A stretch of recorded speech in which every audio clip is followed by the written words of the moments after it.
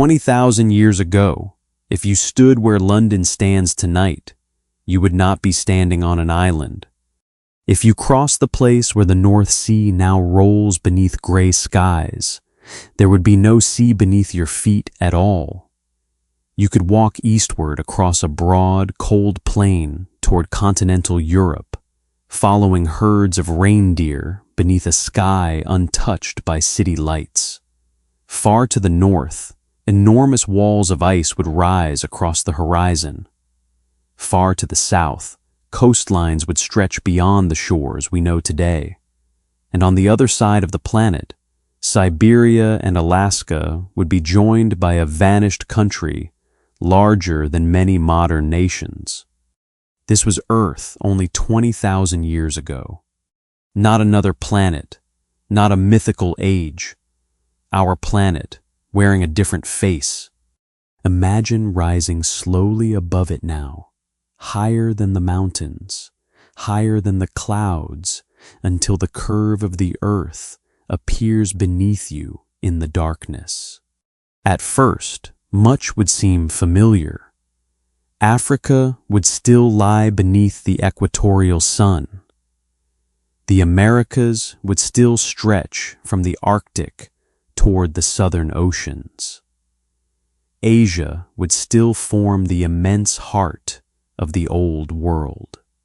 But as your eyes adjusted, the differences would become impossible to ignore.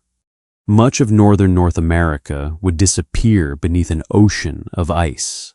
Across Scandinavia and northern Europe, another great ice sheet would press down upon the land with almost unimaginable weight.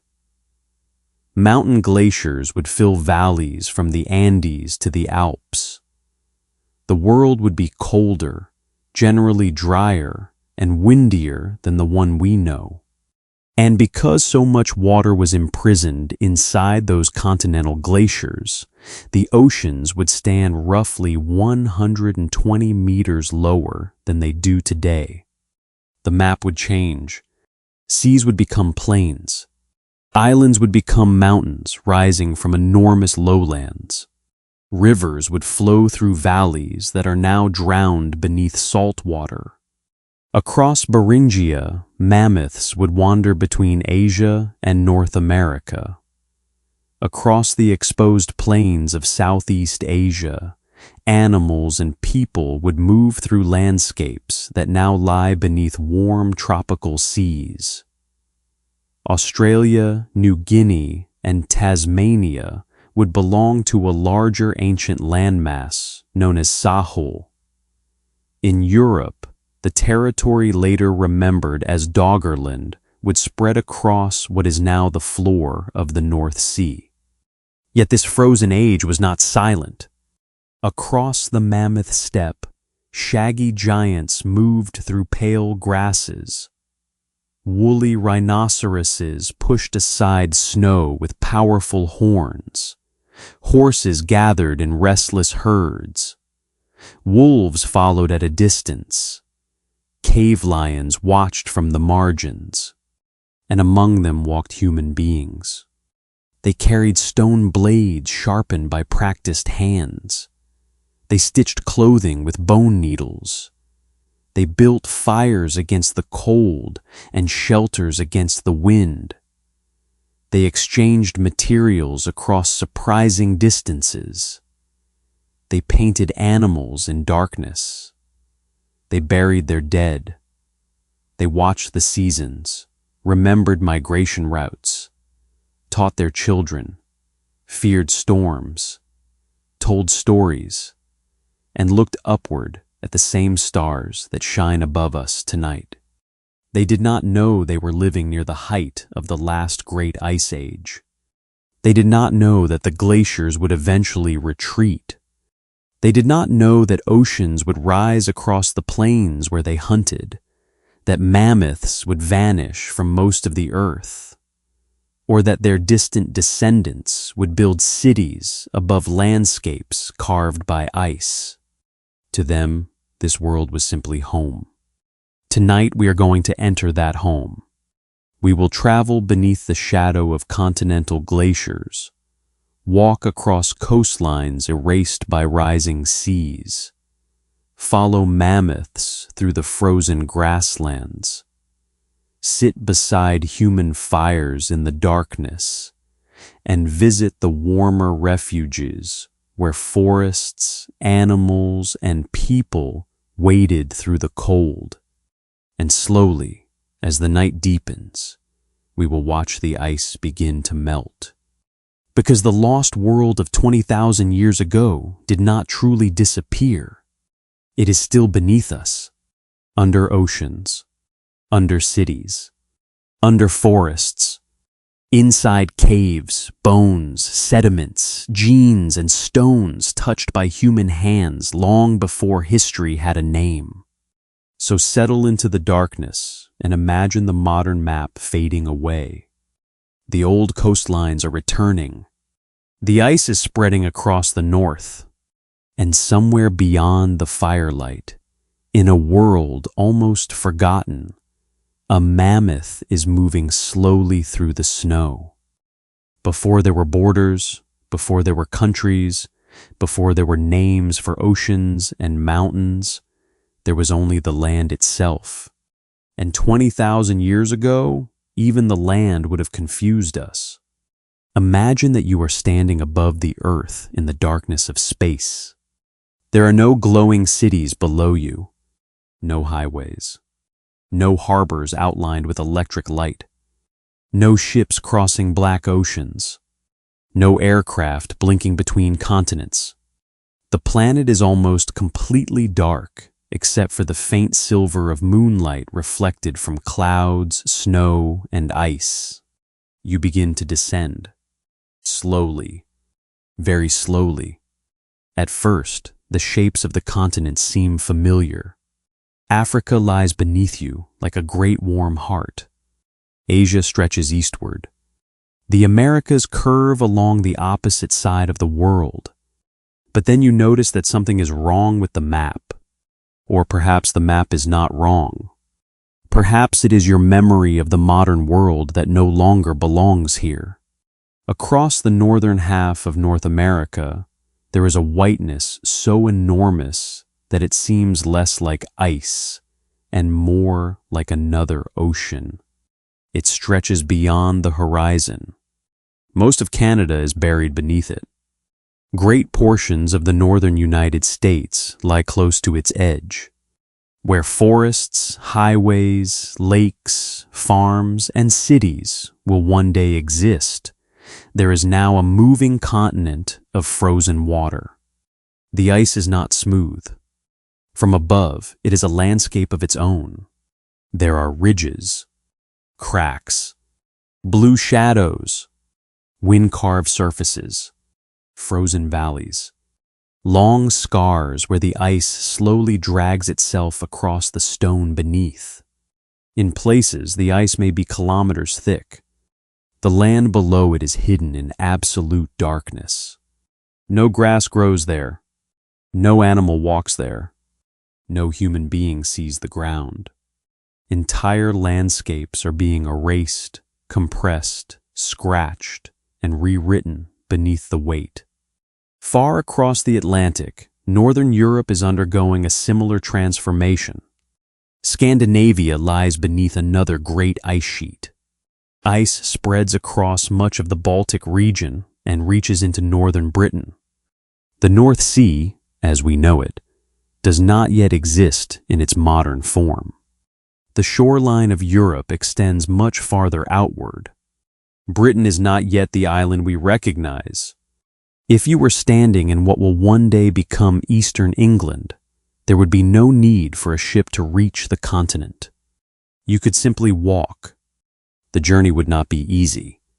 It would take you across rivers, marshes, windswept plains, patches of scrub, and cold grassland.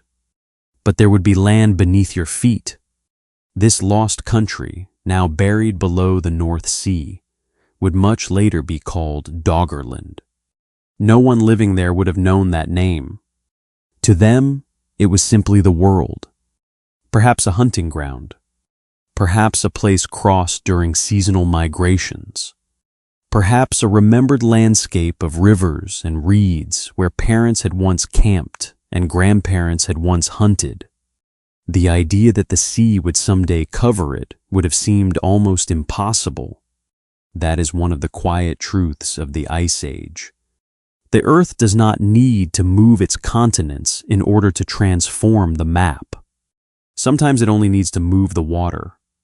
During the coldest part of the last glacial period, so much water was locked inside enormous ice sheets that global sea level stood roughly 120 meters lower than today.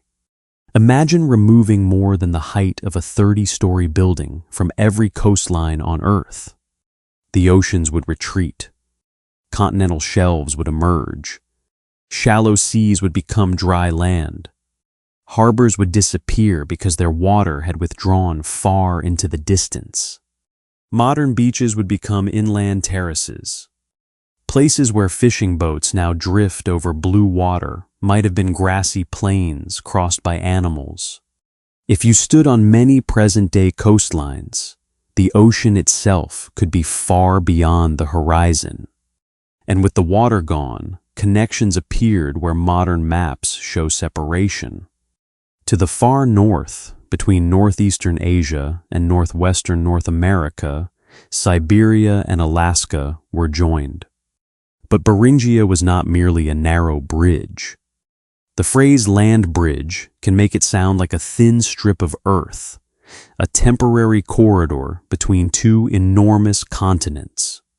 In reality, at times it was a vast region, a country without a modern equivalent. Cold, dry, windy, open, a landscape of grass, herbs, low shrubs, frozen soil, river valleys, and wide skies. Mammoths wandered there. Bison grazed there. Horses moved through it. Predators followed. And human beings would eventually move through this northern world as well. Some may have lived there for generations rather than simply crossing from one side to the other. To them, there was no Asia on one side and America on the other. Those categories did not exist. There was only the next valley, the next herd, the next river, the next season, the next place where fuel could be found for a fire. The map existed not on paper, but in memory. A ridge might be remembered because caribou passed beneath it every autumn. A spring might be remembered because it did not freeze. A stone outcrop might matter because it contained rock suitable for making blades. A distant mountain could serve as a guide across a featureless plain. People carried geography inside stories. Directions could be preserved through generations without ever being drawn. If you traveled south and west from Beringia and crossed the immense distances of Asia, another altered world would appear. Southeast Asia looked dramatically different. Today, the region is a mosaic of peninsulas, islands, straits, bays, and warm seas. 20,000 years ago, much of the shallow Sunda shelf stood above sea level. The Malay Peninsula reached into a far wider landscape. Sumatra, Java, and Borneo were connected within a much larger expanse of land known as Sundaland. Rivers flowed across plains that are now beneath the South China Sea and Java Sea. Forests shifted with climate and rainfall. Grasslands and open woodland may have spread across areas now covered by tropical water. Animals could move along routes that no longer exist. Humans could travel through landscapes that later generations would never know. Try to imagine standing there during the Ice Age. The air is warmer than in Europe or Siberia. There is no endless frozen horizon. You hear insects, birds, running water, wind moving through vegetation. But this is still not the tropical world of the present. The climate is generally cooler and often drier. Rainfall patterns differ. Forests contract in some places and survive in others. The landscape becomes a patchwork rather than an uninterrupted green world. Farther southeast lies another ancient landmass. Australia, New Guinea, and Tasmania are not separated as they are today. Lower sea levels join them into the larger continental region known as Sahul. Deep water channels still separate Sahul from Sundaland, meaning that humans who reached Australia long before 20,000 years ago had already accomplished sea crossings. This detail matters. It reminds us that Ice Age humans were not merely wandering behind herds with stone spears. They were capable of planning. They understood landscapes. They could cross water. They could adapt to unfamiliar environments. They carried knowledge from one generation to the next. And by the time the world reached the cold conditions around 20,000 years ago, human populations were already living across an extraordinary range of environments. From tropical regions to cold grasslands, from deserts to river valleys, from coasts to mountains, from Europe to Africa, across Asia, into Australia, and, by the end of the Ice Age, into the Americas. There was no single Ice Age human life, just as there is no single human life today. Some people lived close to rivers. Others depended heavily on large grazing animals. Some gathered shellfish. Some traveled long seasonal routes. Some lived within forests. Others occupied open steppe. And the physical world around them changed slowly enough to feel permanent, even though on geological timescales it was shifting constantly. This is important to remember when we imagine the past. We often see history from above. We compress centuries into sentences. We say the sea level rose. The ice retreated. A species disappeared. People migrated. A coastline changed. But no one living through those changes experienced them as a sentence. They experienced mornings, winters, births, storms, hunger, warm afternoons, arguments, journeys, deaths, celebrations. A child might grow up beside a lake and never realize that the shoreline had shifted gradually during the lifetime of a grandparent. A hunter might notice that a herd returned later than before, without knowing that the climate of an entire hemisphere was changing. A family might move away from a familiar valley because water had become scarce, never knowing that thousands of other people were adapting to similar pressures across distant regions. The Ice Age was planetary. Human experience was local. And between these scales lies the mystery we are trying to enter tonight. Now let us travel west again, across Central Asia, over mountains and plains toward Europe. The Europe of 20,000 years ago is colder and more open than much of Europe today. Large areas that will later become forest are instead grassland, shrub, tundra, or steppe. The tree line has moved south. Forests survive in refuges, especially in parts of southern Europe. Farther north, cold winds sweep across open terrain. There are no vineyards in France, no wheat fields in Germany, no crowded railway stations, no church bells, no stone villages. There are rivers, however, some familiar, some taking different courses. There are valleys later filled with towns, caves later visited by archaeologists, cliffs where animals shelter from wind, open plains where herds move across enormous distances.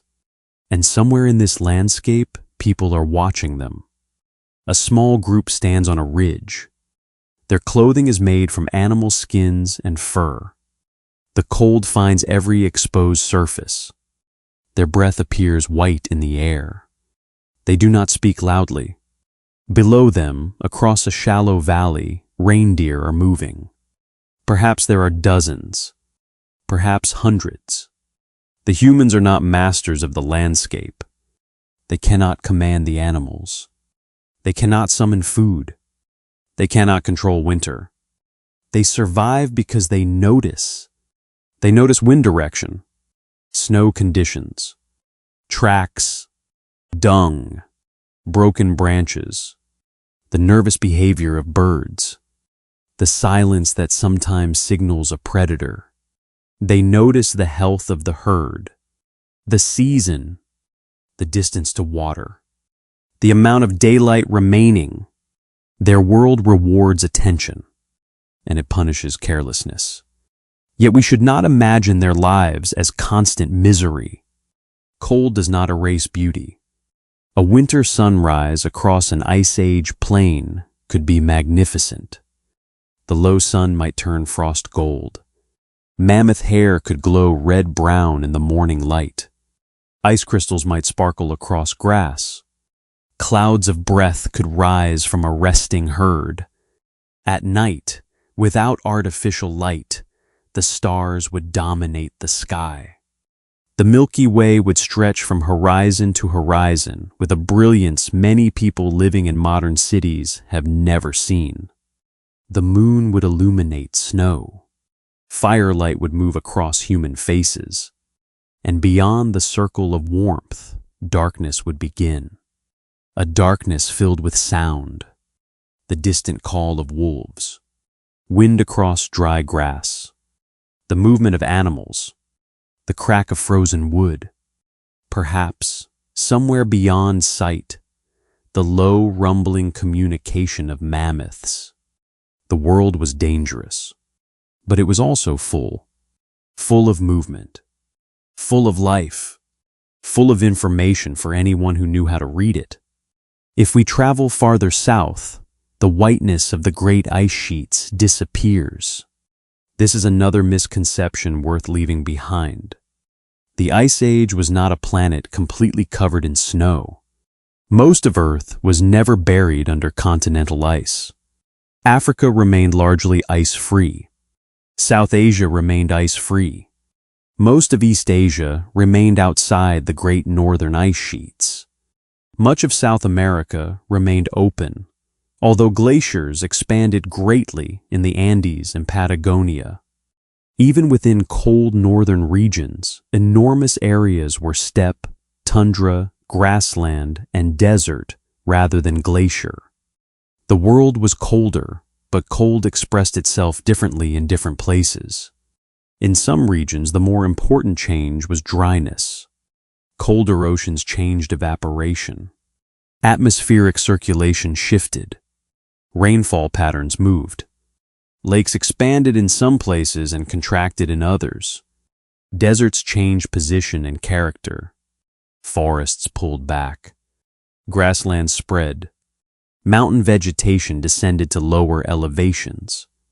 The entire biosphere adjusted to a climate system unlike our own. Consider the Sahara. Today, it immediately brings to mind immense dunes, blazing heat, and one of the driest landscapes on Earth. But the Sahara has never been a permanent, unchanging desert. Across deep time, it has expanded and contracted repeatedly. Its rainfall has responded to shifts in Earth's orbit, monsoon systems, temperatures, and atmospheric circulation. Around the last glacial maximum, much of northern Africa was generally drier than during later humid phases. The Great Green Sahara, familiar from certain later periods of prehistory, had not yet arrived. Yet even here the landscape was complex. Mountains created local refuges. River systems responded to changing rainfall. Humans adapted to different ecological pockets. Nothing on this ancient Earth is quite as simple as a single color on a map. That is perhaps the most useful way to imagine the planet 20,000 years ago. Not as a frozen Earth, but as a mosaic. White ice sheets, gray tundra, golden steppe, brown desert, dark forest refuges, green tropical valleys, glacial lakes, braided rivers, exposed continental shelves, cold seas, warm equatorial waters, mountain glaciers, wetlands, dusty plains, each landscape connected to the others by climate, migration, flowing water, wind, and time. And above all of them, the atmosphere itself was different. The air contained less carbon dioxide than today. Temperatures were lower globally, though not equally everywhere. Huge ice sheets reflected sunlight back into space, helping maintain the cold. Dust moved through the atmosphere in greater quantities in many regions, carried by powerful winds from dry, exposed landscapes. Ocean circulation differed. Sea ice expanded. The boundaries of ecosystems shifted. The planet had settled into a cold configuration reinforced by many interacting systems. Yet none of this was permanent. No climate is.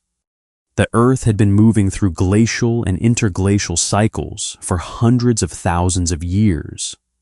Ice advanced. Ice retreated. Forests migrated. Species shifted their ranges. Sea levels fell and rose. The humans standing beside their fires inherited a world created by cycles older than their species. They had no way to know that they were living near one of the coldest chapters of the most recent glacial age. To them, the ice was not a chapter. It was a direction. North. A presence beyond the horizon. A source of cold winds and rivers. Perhaps a place spoken of by travelers. Perhaps something seen directly by communities living near its margins. And for those who approached it, the sight must have been unforgettable. Imagine walking for days through open country. The temperature falls. Vegetation becomes lower. The ground grows wetter in places from meltwater. Streams carry pale sediment. Then one morning, beneath a heavy sky, you finally see it. A white line on the horizon. At first it looks like cloud, but it does not move. As you approach, it grows and grows until you understand that the horizon itself has become ice. The landscape rises into a frozen wall. Not a mountain made of stone. A mountain made of water. A mountain that moves. Slowly, almost invisibly, but with enough power to grind entire landscapes beneath it. To understand the world 20,000 years ago, we must go closer to that wall. We must leave the familiar map behind completely. We must listen to the ice. Because the great glaciers were not simply part of the background. They were architects. They redirected rivers, carved valleys, built hills, created lakes, moved stones across continents, pressed the crust of the earth downward under their weight, and stored enough water to expose millions of square kilometers of land around the world's coastlines. The Ice Age map begins with them. So, as the fire behind us fades, imagine walking north across the cold plain. The wind becomes sharper. The grass grows shorter. Ahead, the white horizon rises. Somewhere deep within the glacier, hidden under kilometers of frozen weight, ice shifts against stone. A low sound travels through the evening. Not loud. Not yet. Just a distant crack. A reminder that the frozen world is alive. And in the next chapter, we will enter the kingdom of ice. The first thing you would notice is not the cold. It is the scale. Stand at the edge of one of the great Ice Age glaciers, and the human mind struggles to understand what it is seeing. The white wall in front of you is not a frozen river. It is not a mountain glacier descending from a single valley. It is the visible edge of something far larger, Behind that wall, ice stretches for hundreds and sometimes thousands of kilometers. It covers hills. It buries forests. It fills valleys. It hides entire landscapes beneath a frozen mass so immense that the land itself bends under its weight. 20,000 years ago, these were the great kingdoms of ice, and nowhere was their power more obvious than in North America. Most of Canada lay beneath the Laurentide ice sheet, one of the largest bodies of ice on Earth outside Antarctica. It spread outward from enormous centers of accumulation, covering an area comparable to much of a continent. To the west, another vast frozen system, the Cordilleran ice sheet, covered large parts of the mountains of western Canada and reached southward into the northwestern regions of what would one day become the United States. Between them, the geography of North America was transformed. Where modern travelers cross forests, prairies, cities, and highways, Ice Age people approaching the glacial margins would have encountered something more like the edge of an alien world. Imagine walking toward it at dusk. The sky is pale. Wind moves over low vegetation. The ground beneath your feet is partly frozen, partly wet from meltwater. Ahead, the ice rises. It is streaked with gray sediment. Blue shadows fill deep crevasses. Chunks of stone are frozen into its lower layers. The surface may appear still, but it is not. The glacier is flowing. Very slowly, under its own weight, ice deforms and moves outward. Days pass. Seasons pass. Years pass. The glacier creeps forward. A few meters, perhaps more, perhaps less. But time is on its side. A human life is short. The life of an ice sheet can span thousands of years. This is what gives it power. A river can cut a canyon. Wind can sculpt stone.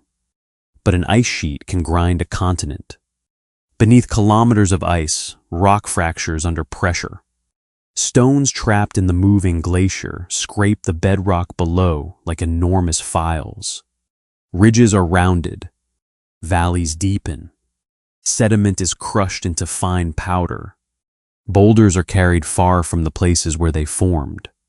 When the ice eventually retreats, those foreign stones remain behind as evidence of journeys no animal or human could ever witness. Geologists today can study such stones and reconstruct where they came from. A boulder resting quietly in a field may have traveled hundreds of kilometers inside moving ice. To us, it looks motionless. To the glacier, it was cargo. The great ice sheets were transporting mountains grain by grain, and they were doing something else. They were changing the shape of the earth beneath them. Ice is heavy. A cubic kilometer of it is difficult enough to imagine. Now imagine millions of cubic kilometers pressing down on continental crust. The land beneath the thickest parts of the ice sheets sank under the load. It did not collapse suddenly.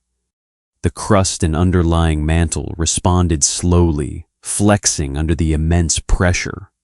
In some places, the surface of the continent was pushed downward by hundreds of meters. Even today, long after the glaciers disappeared, parts of Canada and northern Europe are still rising. The Earth is slowly recovering from the weight. A coastline can therefore preserve two histories at once: the history of rising seas and the history of rising land. 20,000 years ago, no one could measure this. But people living near the ice may have seen its smaller movements. A familiar path might become blocked by a glacier. A meltwater stream could appear where none had flowed before. A valley might flood behind an ice dam. A wall of ice could retreat during warmer years and advance again when colder conditions returned. The frozen boundary was never perfectly still, and it was never quiet. During the night, deep inside the glacier, pressure built. Ice cracked, crevasses opened, blocks shifted. Sometimes the sound would travel across the landscape as a low report, like distant thunder beneath a clear sky. Imagine sleeping near the edge of such a glacier. The fire has burned low. Children are wrapped in furs. A few adults remain awake. Beyond the shelter, the stars are sharp and cold. Then comes the sound, a deep fracture, a pause, then another. Perhaps everyone in the camp knows what it means. Perhaps no one speaks. The glacier is simply moving. For people who spent their lives near it, these sounds may have been ordinary. But ordinary does not mean insignificant. A glacier can become familiar in the same way an ocean becomes familiar to coastal people. You learn its dangers. You learn its seasons. You recognize the sound of shifting ice as a sailor recognizes changing wind. Along the edge of the Laurentide ice sheet, meltwater created enormous river systems. During warmer seasons, water escaped from beneath and beside the glacier, carrying fine sediment, sand, gravel, and large stones. The water was often cloudy with material ground from the land beneath the ice. Braided rivers spread across wide plains. Channels split and joined again. Banks collapsed. Gravel bars appeared and vanished. The rivers could change course quickly. They were not gentle blue streams. They were part of the glacier itself, liquid extensions of the frozen world. In places, ice blocked drainage and created enormous lakes. Some were larger than many modern inland seas. When ice dams failed, water could escape catastrophically. Floods tore across landscapes. They transported boulders, cut channels, rearranged valleys. The effects can still be seen in parts of North America today. The glaciers were creating the future geography of a continent that would not recognize them. Far across the Atlantic, another frozen empire dominated northern Europe. The Fennoscandian ice sheet covered Scandinavia and extended across large portions of northern Europe. It spread into regions that are now parts of Finland, Sweden, Norway, the Baltic states, northern Germany, Poland, and northwestern Russia. Ice also covered much of Britain and Ireland during parts of the glacial period. The modern North Sea region lay partly exposed because sea level was lower, yet the northern landscapes around it remained shaped by extreme cold and glaciation. Scotland was buried beneath ice. Highland valleys were filled. Rock was polished. Basins were excavated. Glaciers flowed outward toward lower ground. If you could remove the modern towns, roads, farms, and forests from Britain and look at the bones of the landscape beneath, you would see the handwriting of ice everywhere. Long valleys, U-shaped glens, deposits of gravel, scattered boulders, lakes occupying basins deepened by glaciers. These features can seem permanent, but many are scars from a vanished world. Norway offers an even more dramatic memory. Its deep fjords were not created by the sea alone.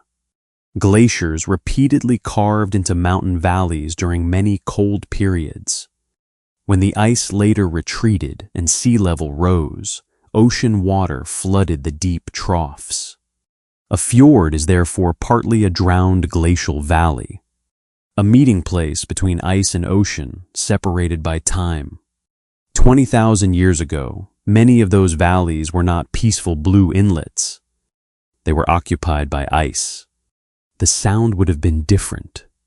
No boats, no coastal villages, no reflected lights, only wind, rock, snow, and the slow movement of frozen mass toward the sea.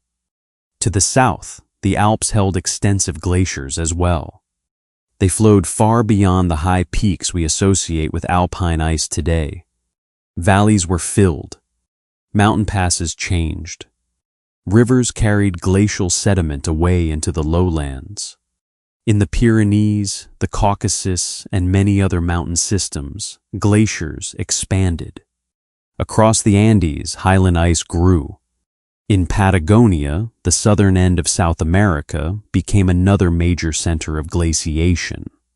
There, mountains, ice fields, cold grasslands, and violent winds created a landscape of extraordinary severity.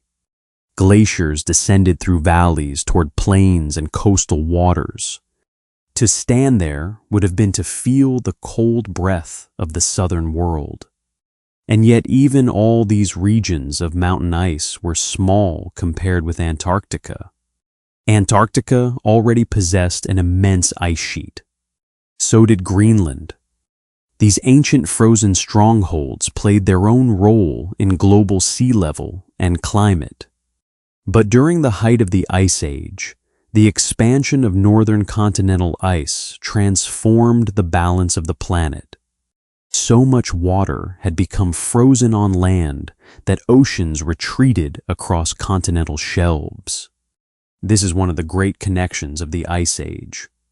The glacier standing in northern Canada altered a beach thousands of kilometers away. Ice in Scandinavia changed coastlines around the Mediterranean. Mountain glaciers in one region contributed to a global rearrangement of water. A hunter in Europe and a forager in Southeast Asia might never know of each other.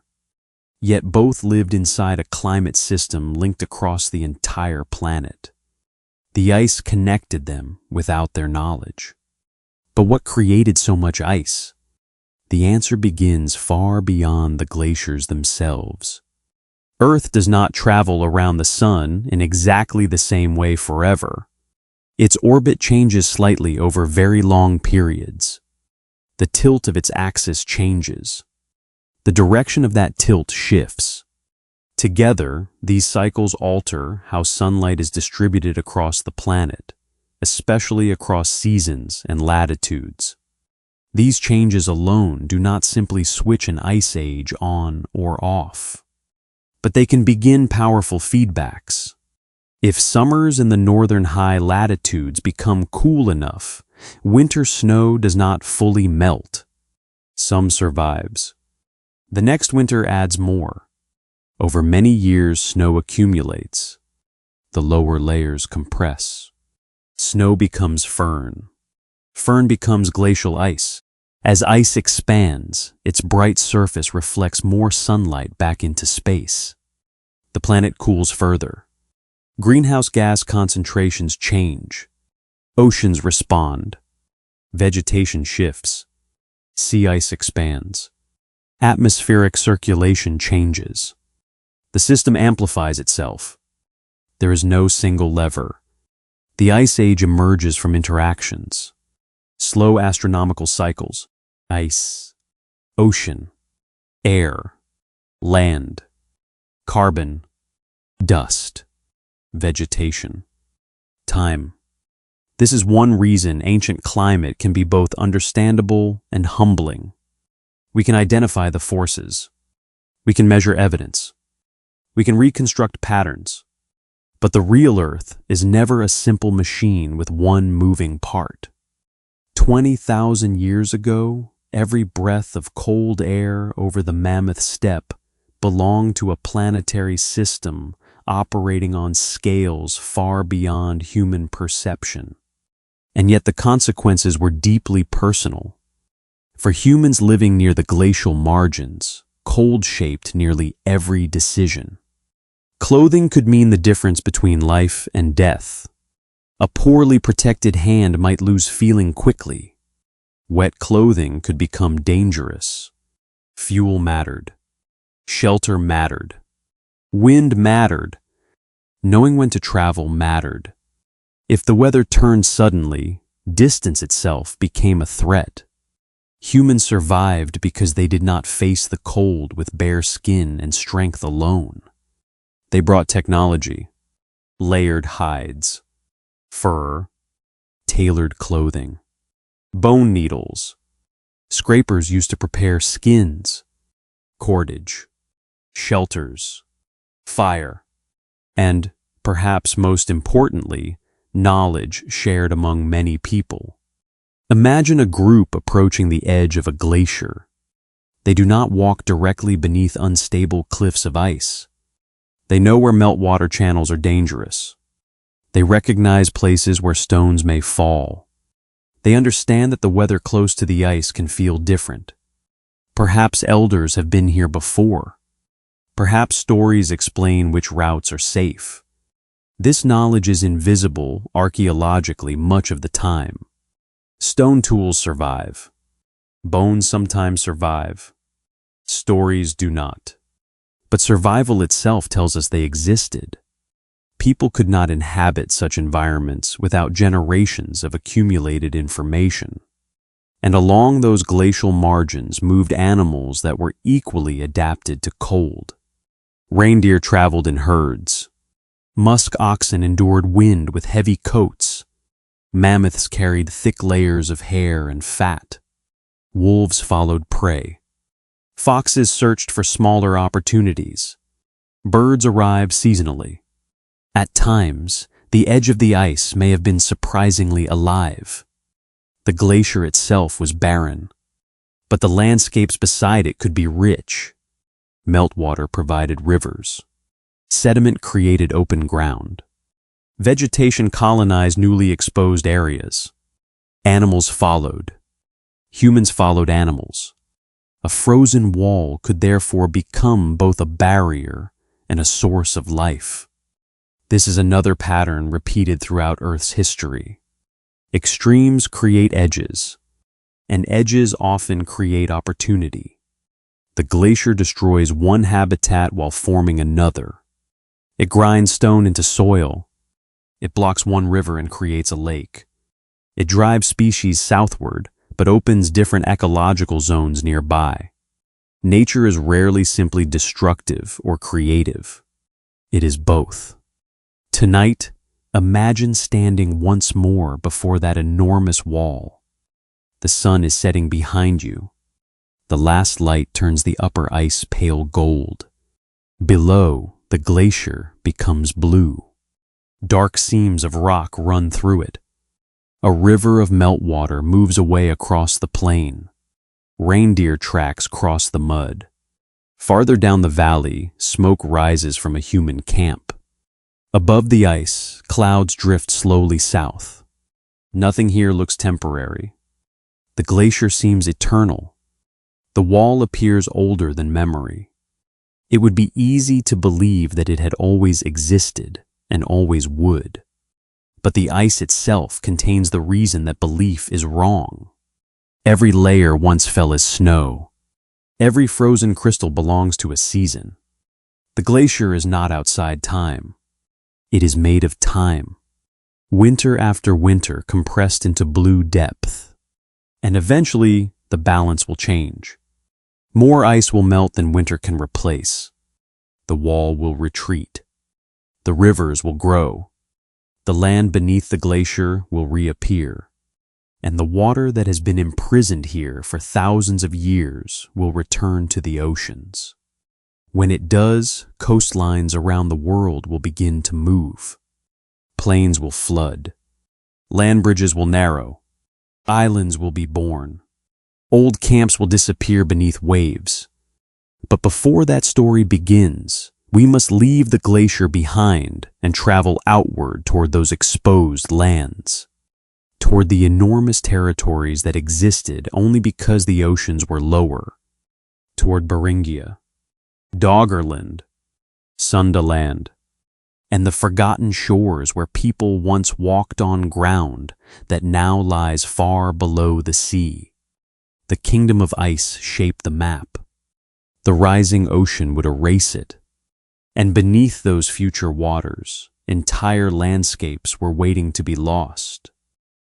There are places on Earth where the past is not buried beneath soil.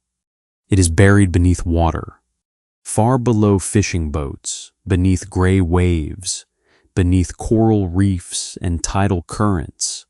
There are old river valleys, forgotten plains, drowned forests, ancient shorelines, and perhaps camps where human beings once sat beside fires and watched a sea that was much farther away than it is today.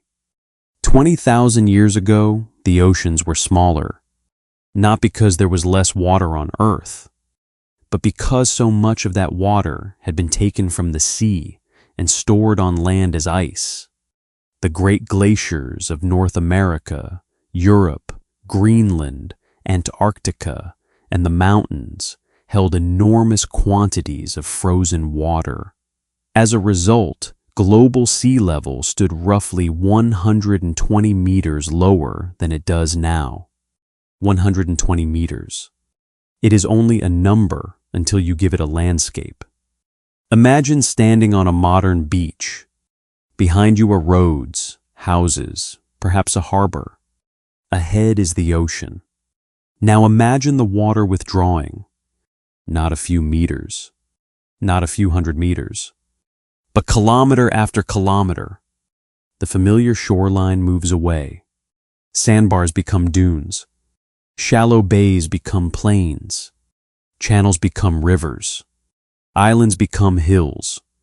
The sea keeps retreating until places that now lie far offshore are open to the sky. This happened around much of the world. And as the water withdrew, an older geography emerged. A geography that no modern political map fully preserves. To understand how different the Earth looked, we must begin in the far north, where Asia and North America touched. Today, if you stand on the coast of Siberia and look east, Alaska lies across cold water. Between them is the Bering Strait. It is not especially wide by the scale of continents, yet it is wide enough to divide two enormous landmasses. 20,000 years ago, much of that water was gone. In its place stretched Beringia. And Beringia was not simply a narrow corridor between continents. It was a vast region. At times, it extended across an area comparable in size to several modern European countries combined. It included parts of northeastern Siberia, western Alaska, and the great exposed land between them. To modern eyes, the landscape might have looked empty, but it was not. It was cold and dry. The air carried dust. Low vegetation covered large areas. Grasses, herbs, sedges, and shrubs supported grazing animals. Mammoths moved across the plains. Horses traveled in herds. Bison grazed. Reindeer wandered across seasonal ranges. Predators followed. The land was part of the larger Mammoth steppe ecosystem that stretched across much of the northern world. There were rivers, wet depressions, wind-scoured ridges, frozen ground, summer insects, winter darkness. And somewhere within this enormous landscape, human beings lived and moved. The story is often simplified. People crossed a bridge from Asia into America, but reality was almost certainly more complicated. Beringia may have been a homeland as much as a passage. People could have remained there for generations. Children could have been born there. People could have hunted, gathered plants, repaired clothing, buried relatives, learned local rivers, and memorized the movement of animals. No one would have thought of themselves as standing between two continents. They were not waiting for history to begin. They were already living it. Imagine a camp beside a Beringian river. The sun hangs low. The The land is open enough that the horizon seems impossibly far away. A few shelters stand near the water, firs dry in the wind. Someone is working a stone core, striking away narrow flakes. Another person repairs a hide. Children collect bits of dry material for the fire. Beyond the river, several mammoths move slowly across the plain. Their bodies appear dark against the pale ground. Nothing tells the people beside the fire that this entire country will someday vanish beneath the sea. There is no reason for them to imagine such a thing. The coastline is far away. The land feels permanent. Yet permanence is often only a human impression. Far to the southeast, another enormous region had emerged from the lowered oceans. Today, Southeast Asia is shaped by water. Straits divide islands. Shallow seas separate coastlines. Borneo, Sumatra, Java, and the Malay Peninsula appear as distinct pieces on a map. During the Ice Age, much of this geography was joined within the exposed Sunda Shelf. The lost region is often called Sundaland. If you could fly above it 20,000 years ago, the modern map would seem to dissolve. The Gulf of Thailand would be greatly reduced. Large portions of the Java Sea would be dry land. The South China Sea would have a very different outline. Rivers would cross plains now hidden beneath seawater. Those rivers may have joined into large drainage systems that no longer exist in the same form. The environment would not have been uniform. Some areas supported tropical forest. Other regions were more open and seasonal than the dense rainforests familiar today. Rainfall patterns shifted during the glacial period. Temperatures were cooler. The exposed lowlands created new ecological connections between places that are now separated by sea. Elephants and other large mammals could range across territories that later became islands.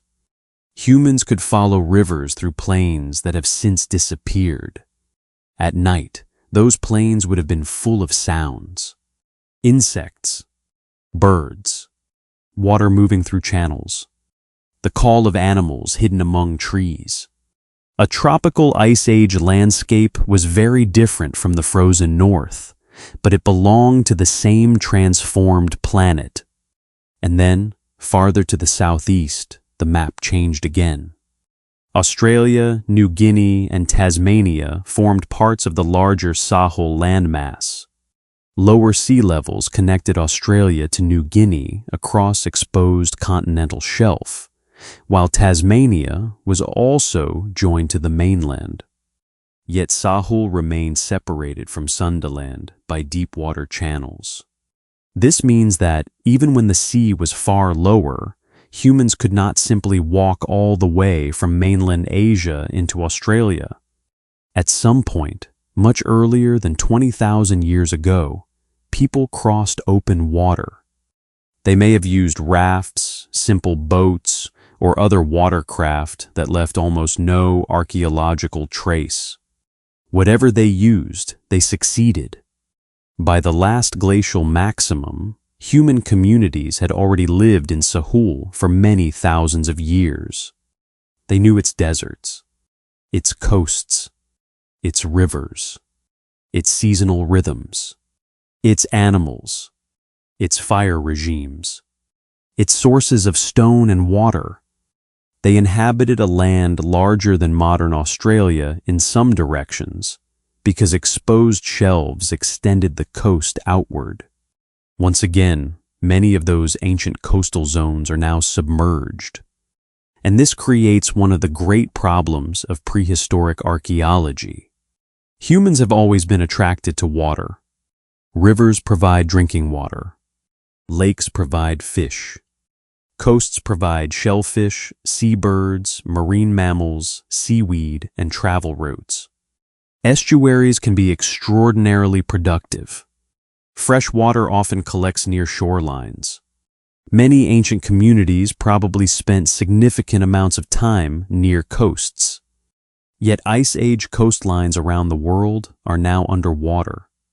The sea has hidden some of the very places where archaeologists might most want to look. The evidence is not necessarily destroyed, but it is harder to reach. Sediment may cover it. Currents may disturb it. Erosion may scatter it. Sometimes traces survive. Stone tools can be recovered from submerged landscapes. Ancient tree stumps can remain preserved in drowned forests. Pollen and sediment cores can reveal lost environments. Sonar can map buried river channels. Marine geology can reconstruct paleo shorelines. But the underwater world remains vast. Much of it is still poorly explored. There may be thousands of ancient occupation sites beneath modern seas that have never been seen. Some may never be found. Now travel west, across Asia, across Europe, toward one of the most famous drowned landscapes of all, Doggerland. Today, the North Sea lies between Britain and mainland Europe.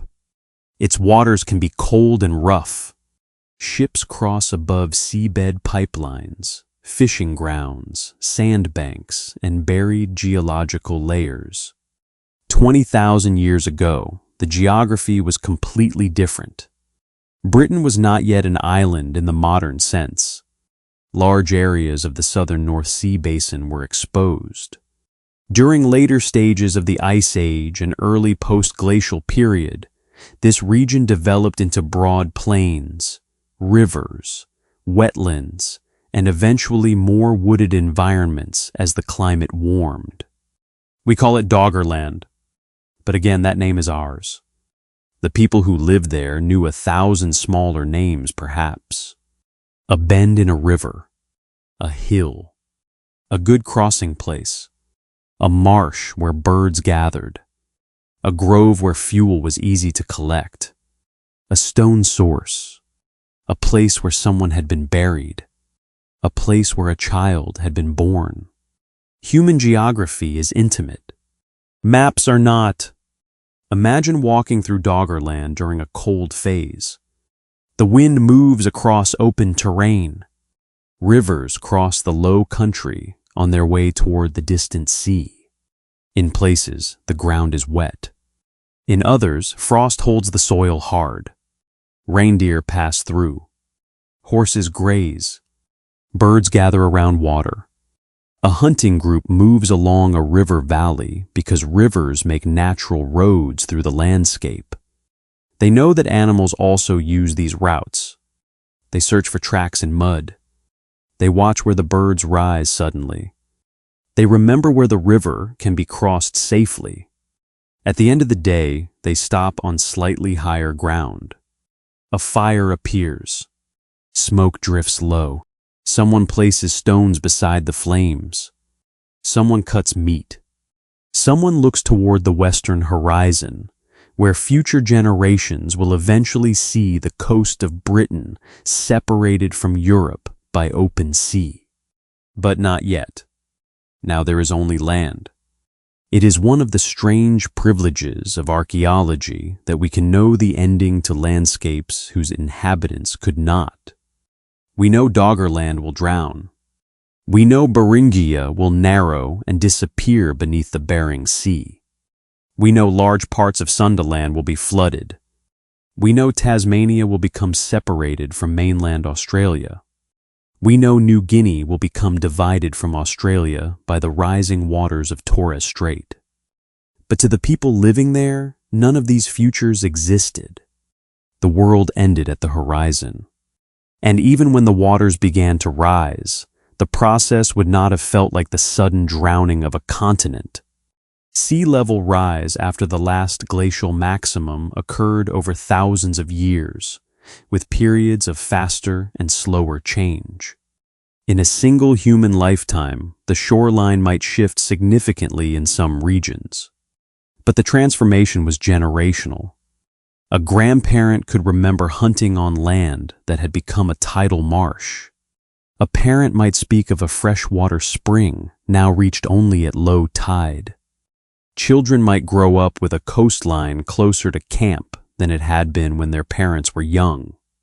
The sea would advance not as one great wall, but through innumerable small losses. A beach disappears. Salt water enters a river mouth. Storms reach farther inland.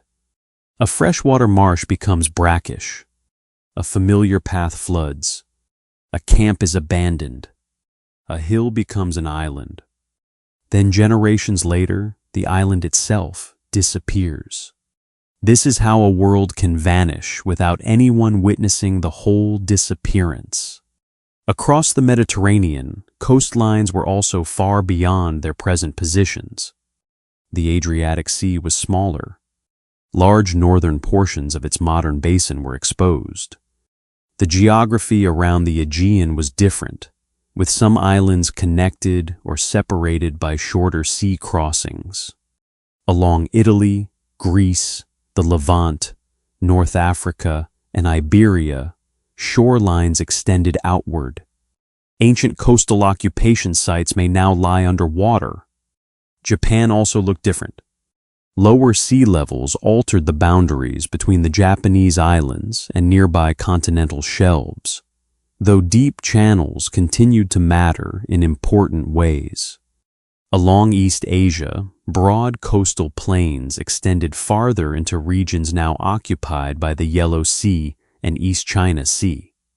Major rivers reached coastlines that lay much farther away. Again, places that would have attracted humans are now inaccessible beneath marine sediment. Across the Pacific coast of the Americas, the same problem appears. Modern assumptions about human migration often rely heavily on archaeological sites found on dry land. But if early people moved along coastlines, many of those coastlines no longer exist above water.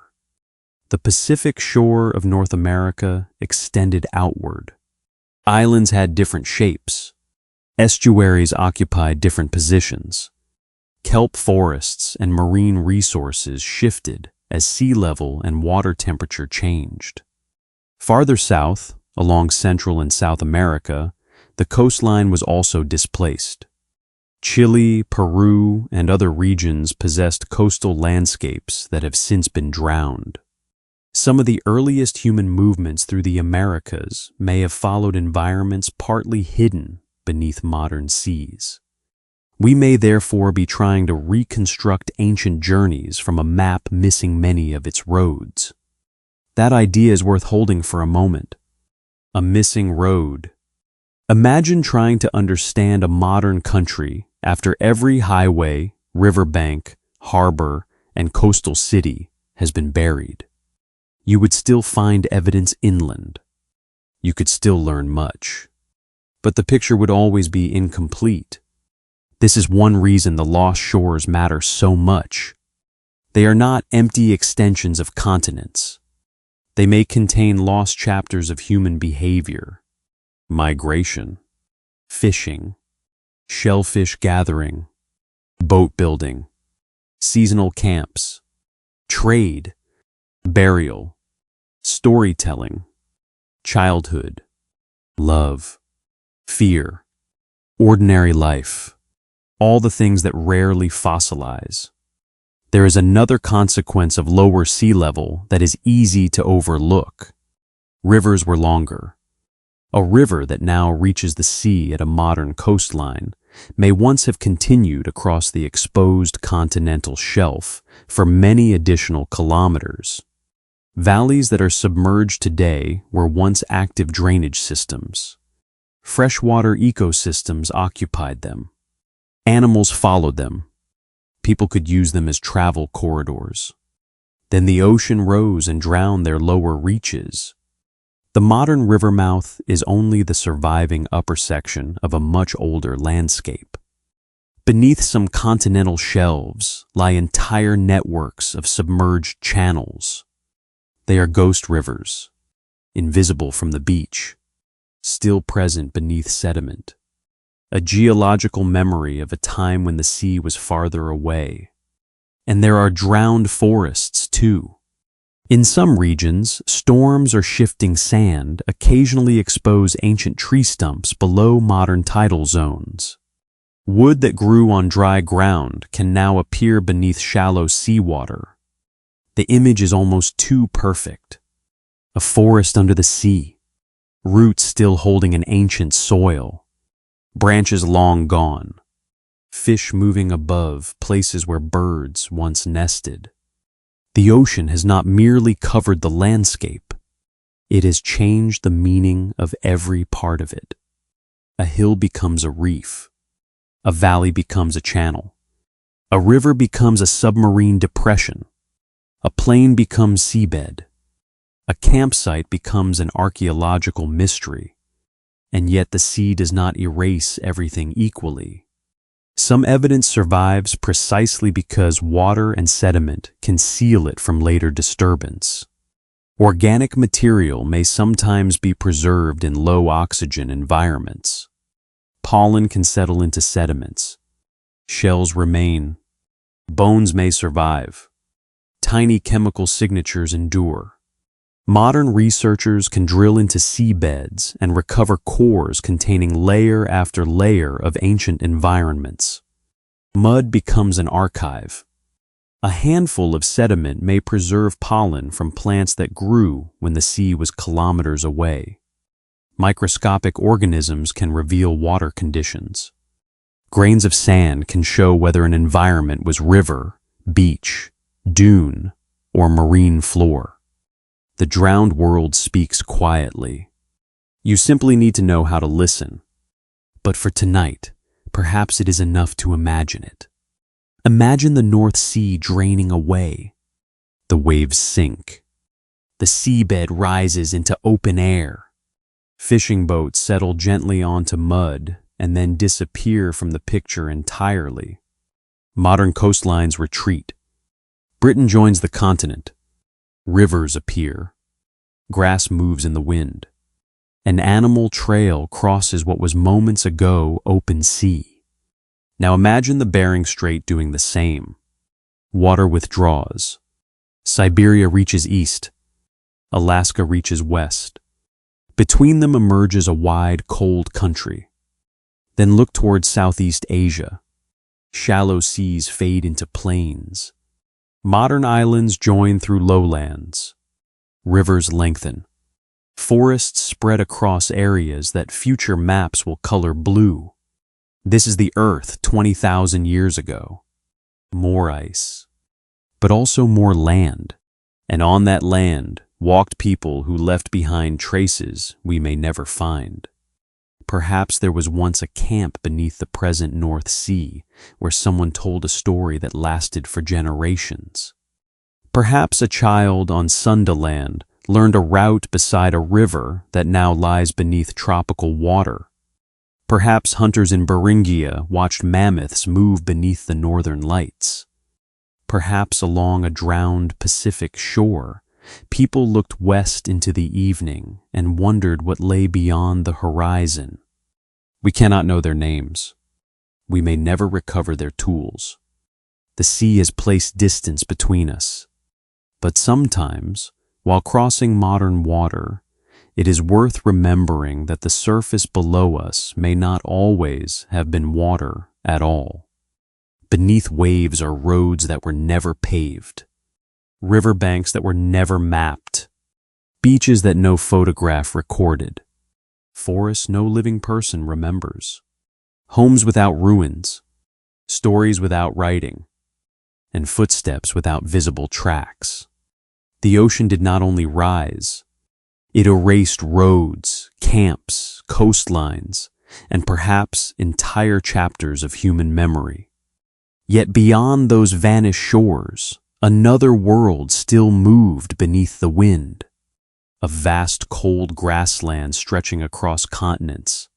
A place where mammoths traveled in herds, woolly rhinoceroses pushed through snow, and predators followed the rhythm of prey. The lost coastlines tell us where the land once was, but the animals tell us what it felt like to live there. And so, in the next chapter, we will leave the drowned shores behind and step onto the Mammoth steppe. Before the forests returned, before great stretches of the north became dark with spruce and pine, there was grass, endless grass. Grass bending under cold wind, grass coated with frost, grass growing beneath pale summer sunlight in a world where winter always seemed close.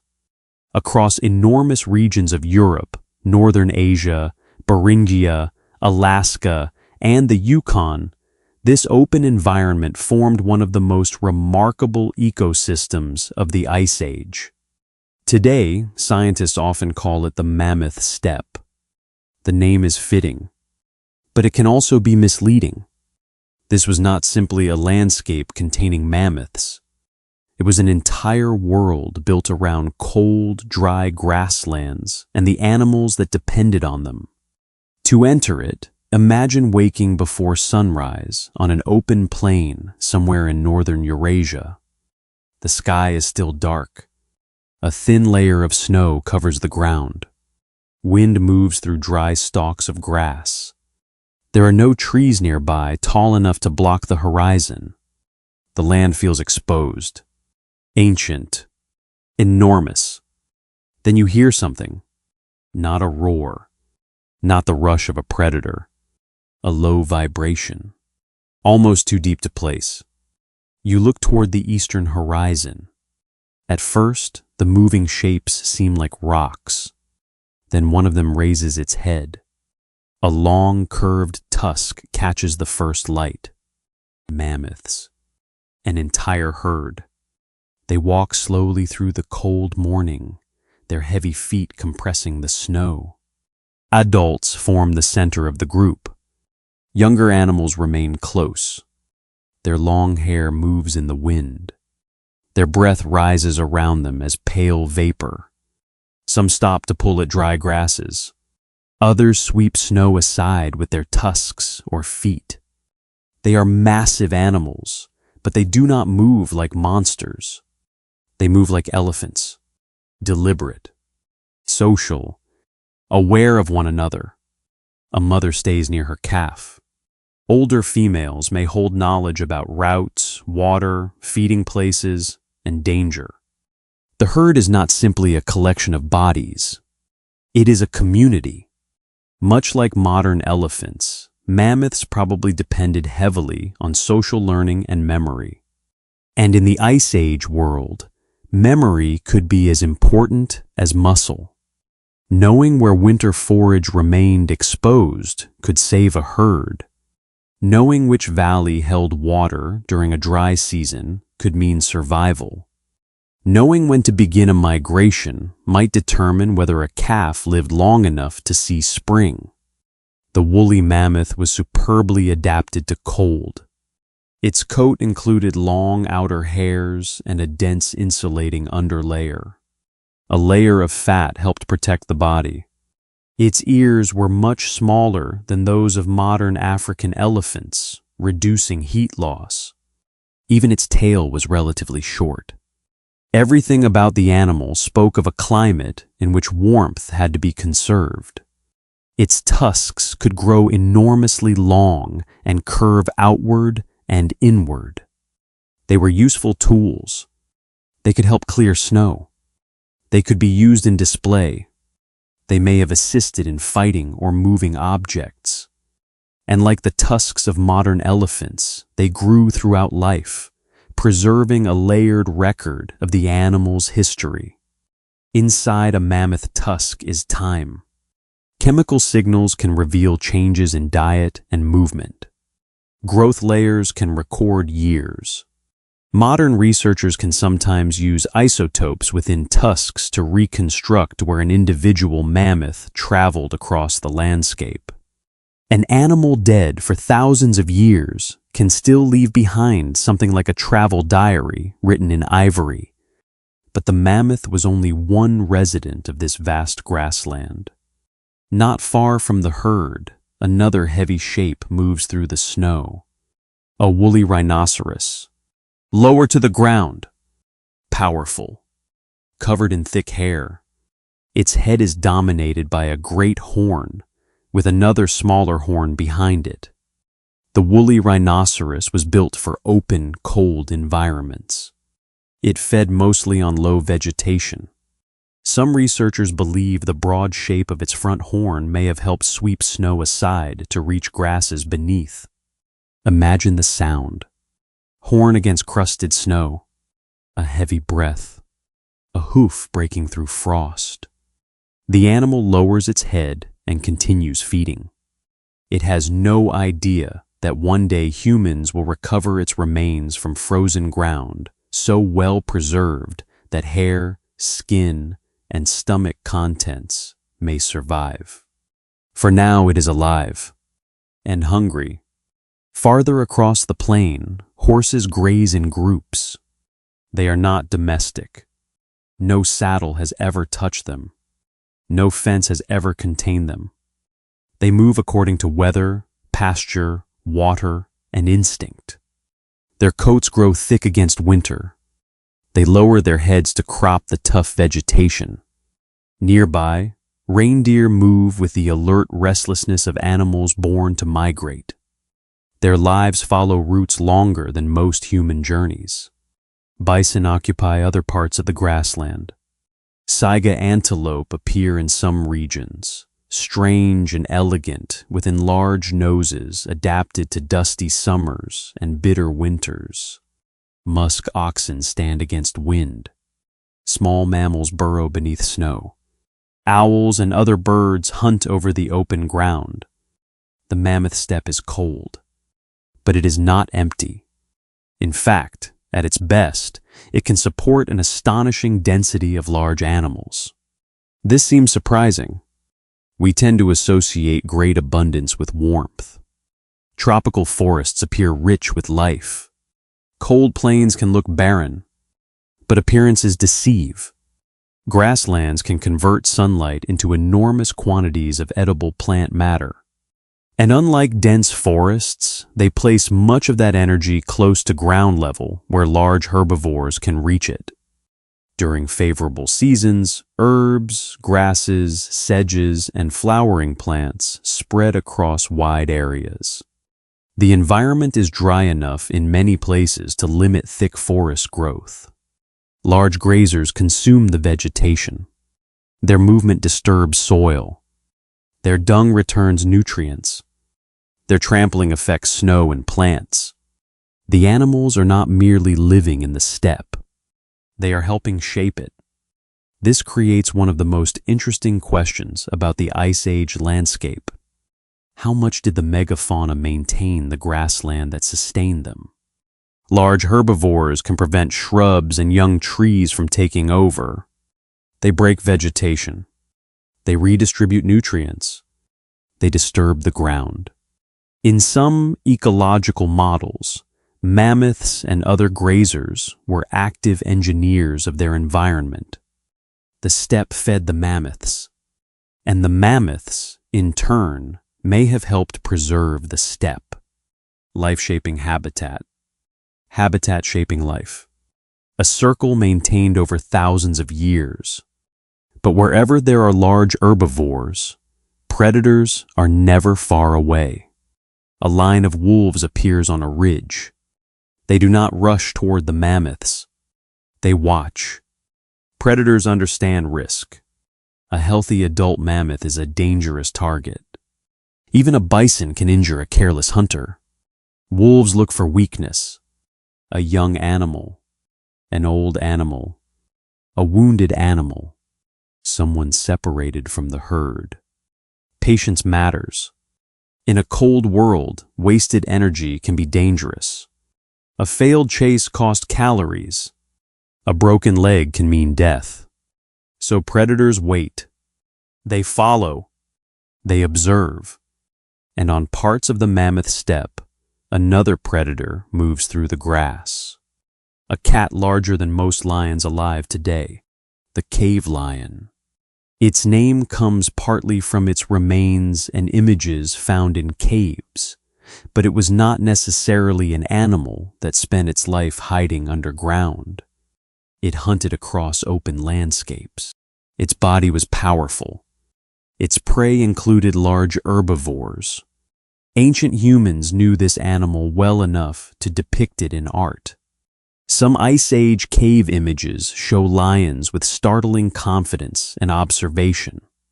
There are no exaggerated monsters. The people who drew them understood the shape of the animal, the line of the back, the head, the tail, the posture, perhaps because they had watched them carefully, perhaps because watching was necessary.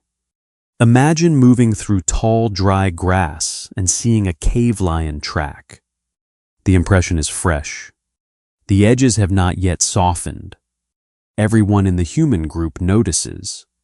The conversation becomes quieter. Weapons are checked. Children are brought closer. The landscape changes instantly. A valley that seemed peaceful becomes dangerous because one sign has altered the meaning of everything. This ability to read tracks is almost impossible for many modern people to appreciate fully. For Ice Age hunters, tracks were information. A print could reveal direction, size, speed, sometimes sex, sometimes age. The freshness of the track could tell how recently the animal passed. Dung could reveal diet and timing. Broken vegetation could reveal movement. Hair caught on a branch could confirm what had passed. Bird behavior could reveal what was nearby. The people living on the Mammoth Steppe inhabited a world filled with messages. The land was always speaking. Survival depended on learning its language. Now imagine a small human hunting group watching a mammoth herd from a distance. They are not charging forward. They are not behaving like fearless heroes from a legend. They are calculating. Wind direction matters. Terrain matters. The number and condition of animals matter. A mammoth is a tremendous source of meat, fat, hide, bone, and ivory. But hunting one is dangerous. Archaeological evidence shows that humans did interact with mammoths in many ways, including hunting in at least some contexts, scavenging carcasses, and using mammoth remains as raw material. But we should be careful not to imagine every mammoth encountered as prey. Sometimes the safest decision is to watch the herd disappear. Humans did not dominate this landscape by strength. They survived through intelligence, cooperation, tools, planning, and restraint. A mammoth might weigh several tons. A human body was fragile by comparison. No human could outrun every predator. No person could survive the winter without preparation. But groups could cooperate. People could create distance weapons. They could remember dangerous places. They could preserve food. They could make clothing. They could share risk. The individual human was vulnerable. The human community was something else. Perhaps this is why the fire becomes such an important image. Night falls across the steppe. The temperature drops quickly. A fire burns in a sheltered place. Its light is small compared with the darkness. Around it sit human beings. Beyond that circle, the Mammoth Steppe continues for hundreds of kilometers. Wolves move somewhere beyond sight. Horses rest. Mammoths gather close against the cold. And in the firelight, humans talk. Perhaps they discuss tomorrow's route. Perhaps they retell a hunt. Perhaps someone imitates the movement of an animal. Perhaps a child listens to a story heard many times before. There may be humor. There may be grief. There may be silence. The archaeological record preserves stone and bone better than laughter. But there is no reason to imagine Ice Age humanity without it. These people were anatomically and behaviorally human. Their brains were not primitive versions of ours. They could plan, remember, teach, create, mourn. Imagine things that did not physically exist. And that imagination appears vividly in Ice Age art. Deep inside caves in Europe, people painted and engraved animals with astonishing sensitivity. Horses, bison, mammoths, lions, rhinoceroses, deer. The creatures of their world entered another world made of stone and darkness. Why? We do not know. Perhaps ritual, perhaps storytelling, perhaps teaching, perhaps spiritual practice, perhaps many meanings at once. The caves refuse to explain themselves fully. That uncertainty is part of their power. Imagine entering one by firelight. The entrance disappears behind you. Daylight fades. The ceiling lowers. The sound of footsteps changes. Water drips somewhere in the dark. Then the flame reaches a painted wall. A horse appears. Its body seems to move as the light flickers. A mammoth emerges from the stone. A lion. A bison. Animals from the open landscape are now alive underground.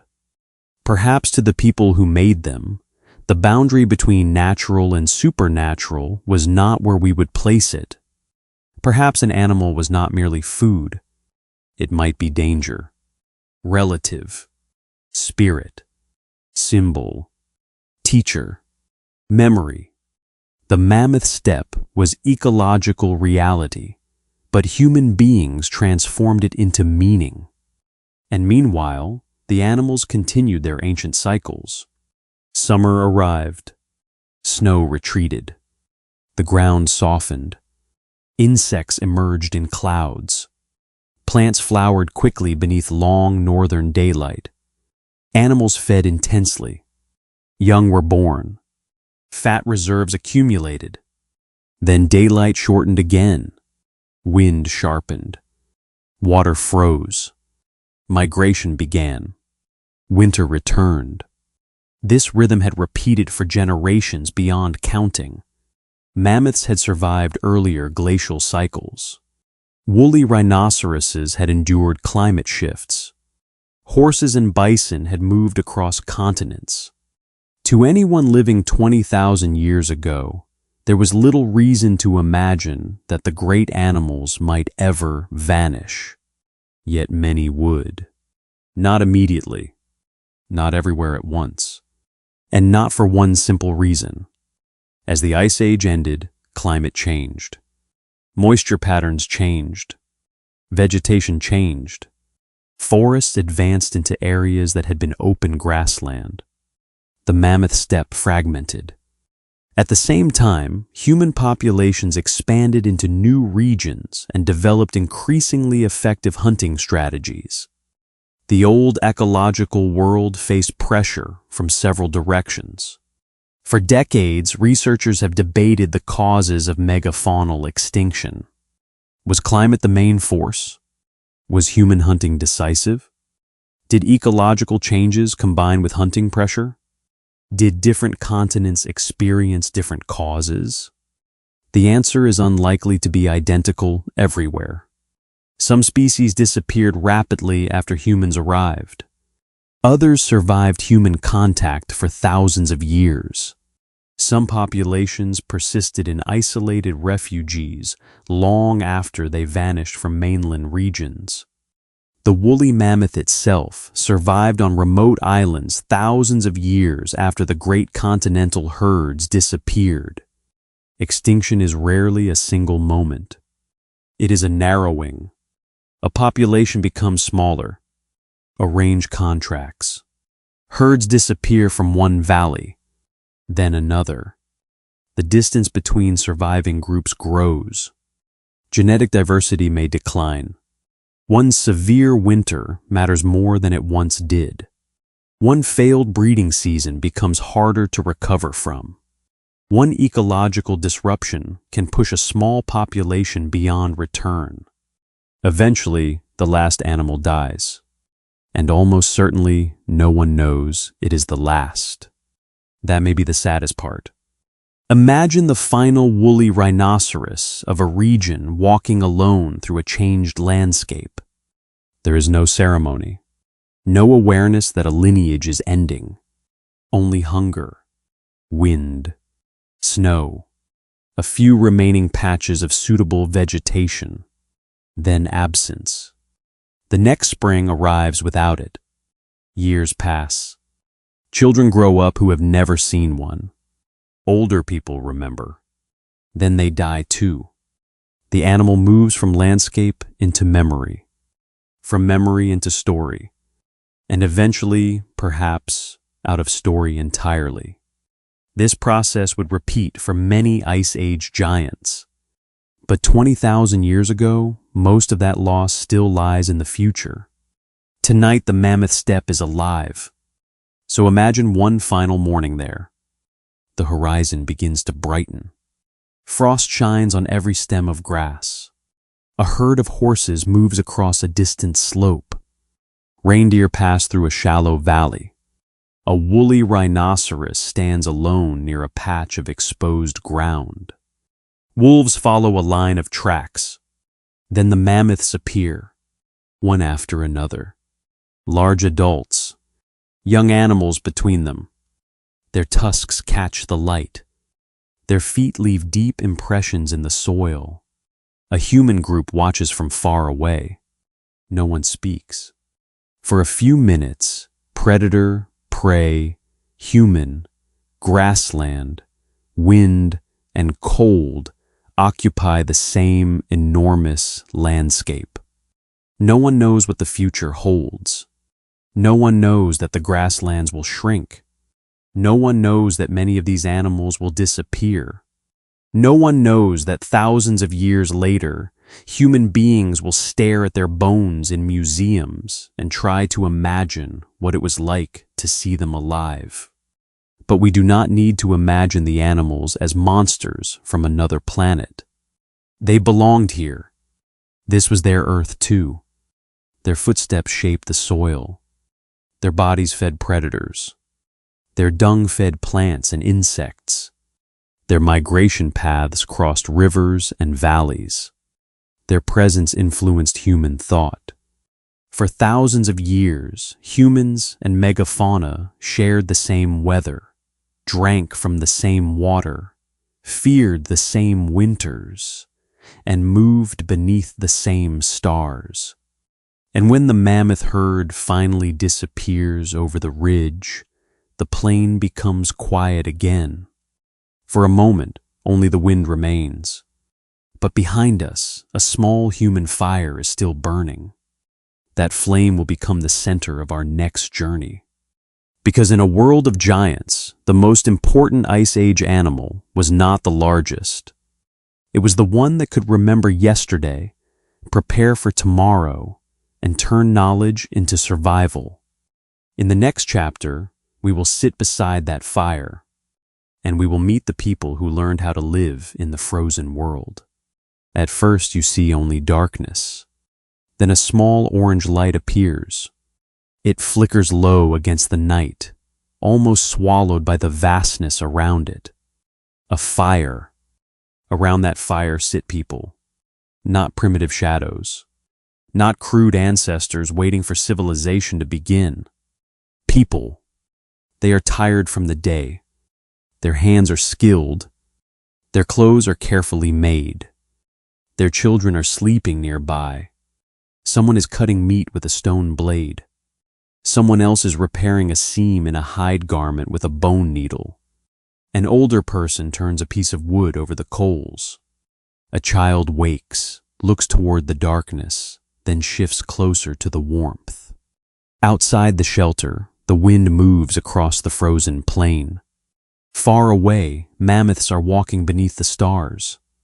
This is humanity 20,000 years ago.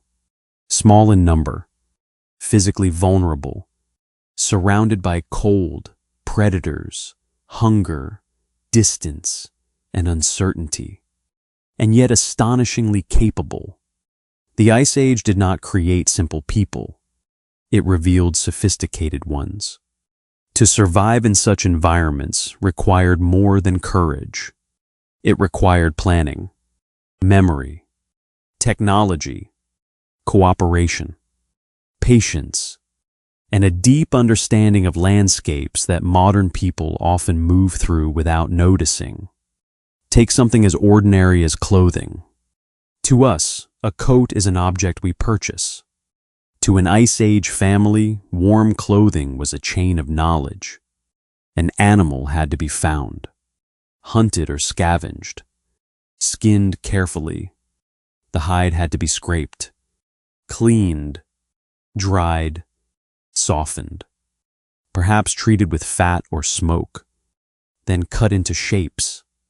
The shapes had to fit the human body closely enough to trap heat while still allowing movement.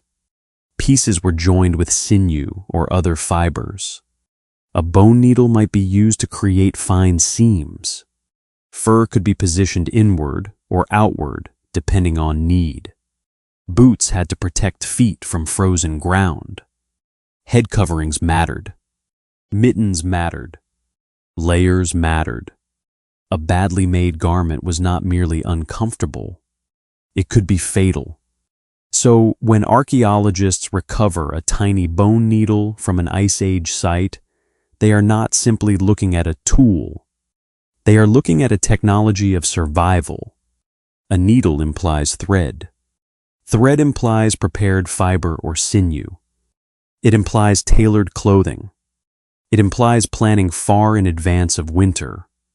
And it implies teaching, because no child invents an entire clothing system alone. Someone showed someone else how to do it. That chain of teaching may have stretched backward for generations. The same is true of stone. To an untrained eye, one rock may look much like another. To a skilled Ice Age toolmaker, they were not equal. Some stones fractured predictably.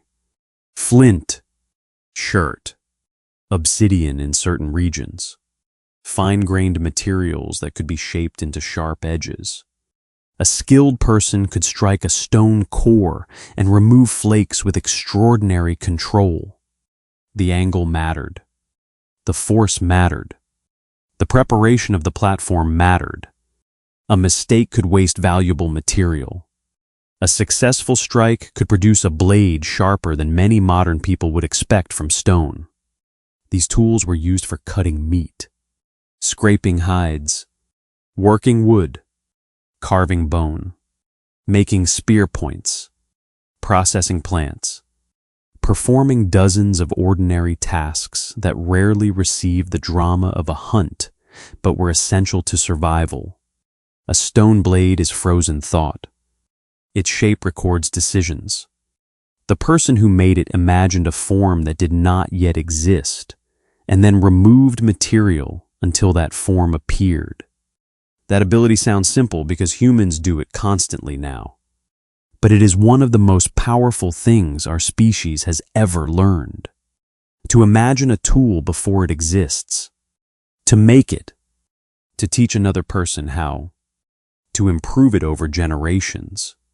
20,000 years ago, this process had already become sophisticated. There were regional traditions of tool-making. Styles changed across time and place. Techniques could spread between communities. Some tools were practical. Others were beautifully made beyond what immediate function may have required. And that hints at something important. Ice Age people were not concerned only with survival. They cared about appearance, decoration, identity, symbols, beauty. Personal ornaments are found at many prehistoric sites. Beads made from shells. Animal teeth drilled for suspension. Bone pendants.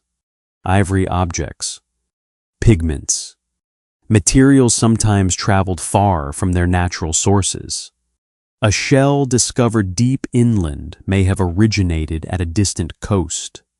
Stone at a camp may have come from a quarry many days away. Such objects reveal invisible relationships. People met. People exchanged. People traveled. People knew of places beyond their immediate territory. The Ice Age world was sparsely populated, but it was not necessarily isolated. Imagine two groups meeting near a river during a seasonal gathering. Perhaps they know one another, perhaps not. Food is shared. News is exchanged. Someone has brought good stone from a distant source. Someone else has shells from far to the south.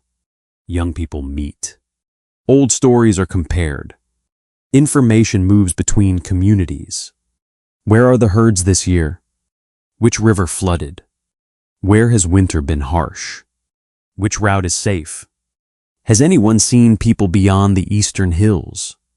Human exchange networks may have been essential insurance.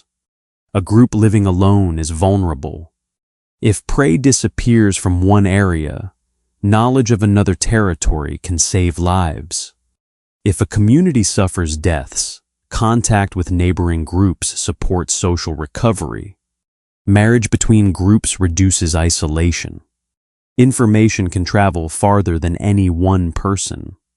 The social landscape is therefore as important as the physical one. A river valley is useful not only because it holds water. It may also be where people meet. A hill may serve not only as a lookout. It may mark the route to relatives. A cave may be more than shelter. It may hold memories. Humans survived the Ice Age partly by transforming geography into relationship. And at the center of many of those relationships was fire.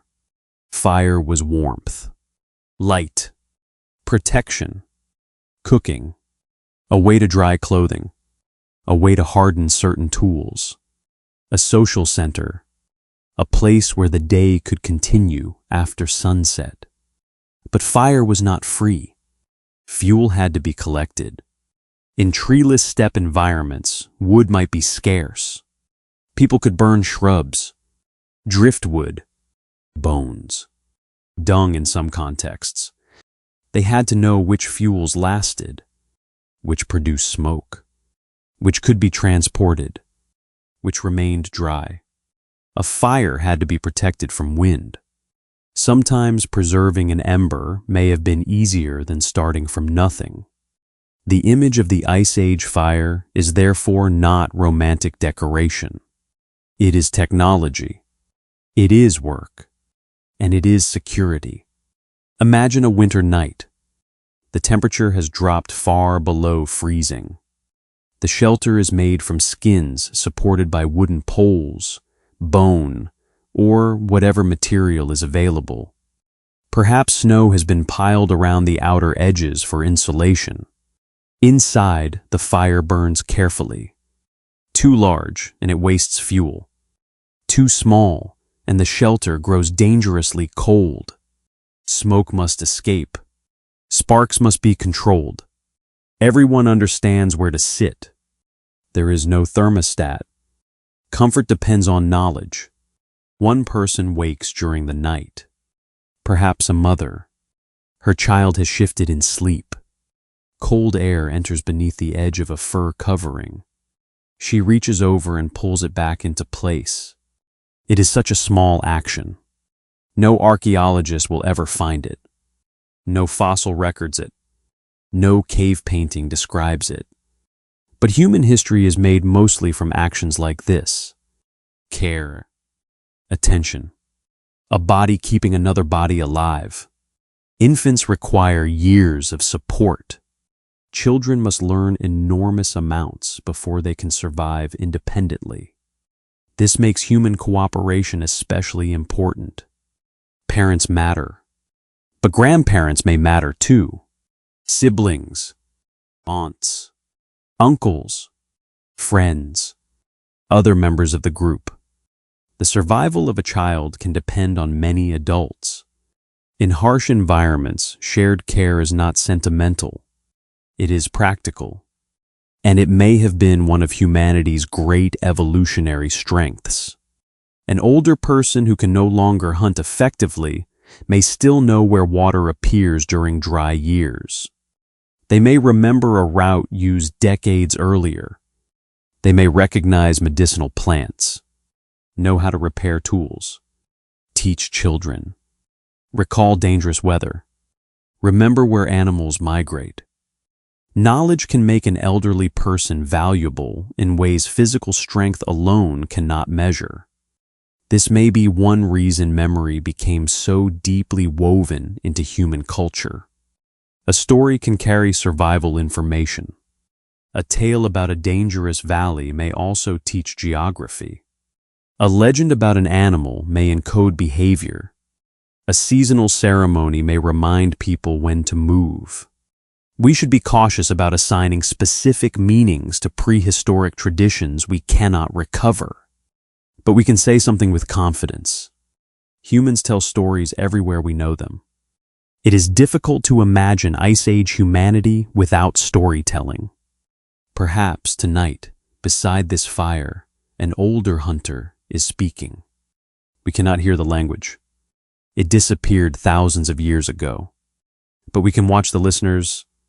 The speaker describes a winter from long before some of them were born. Hands move in the firelight. A child looks up. Someone smiles because they know this story. Someone else interrupts. Perhaps the details are disputed. The group laughs. History begins long before writing. It begins whenever one person says, in effect, remember this. And human memory may have carried landscapes for generations. People were often mobile. But mobile does not mean aimless. Movement followed patterns, seasons, water, plant availability, animal migrations, weather, social gatherings, stone sources, coastal resources. A group might return to familiar sites repeatedly. One location might be best in spring, another in autumn. A sheltered cave might be used during certain seasons. A river crossing might become important during migrations. The landscape becomes a calendar. Where you go tells you what time of year it is. The movement of animals tells you what comes next. The flowering of plants matters. The condition of snow matters. The arrival of birds matters. In the absence of clocks, nature becomes time. Imagine a teenager standing beside an experienced hunter. They examine tracks. The older person points. A hoof print. A broken patch of snow. A shallow scrape. Perhaps the younger person sees almost nothing. But the teacher sees an entire event. Several reindeer passed. Not long ago. Moving north. One was young. The herd was not running. There may be more animals nearby. This is literacy without letters. The world is the text. And the teacher is passing on a way to read it. Knowledge of animals also shaped hunting technology. A spear is more than a pointed stick. Balance matters. Shaft material matters. The point must be attached securely. Adhesives may be used. Bindings can reinforce joints. In some traditions, spear throwers increased range and force. Projectile design required experience. People understood, through practice, things that could later be expressed as physics. Trajectory, weight, flexibility, momentum, impact. But hunting itself was rarely only about weapons. Landscape could be used strategically. Animals might be guided toward narrow passages. Water crossings could create opportunities. Seasonal routes were predictable. Cooperation allowed several hunters to act together. Communication mattered.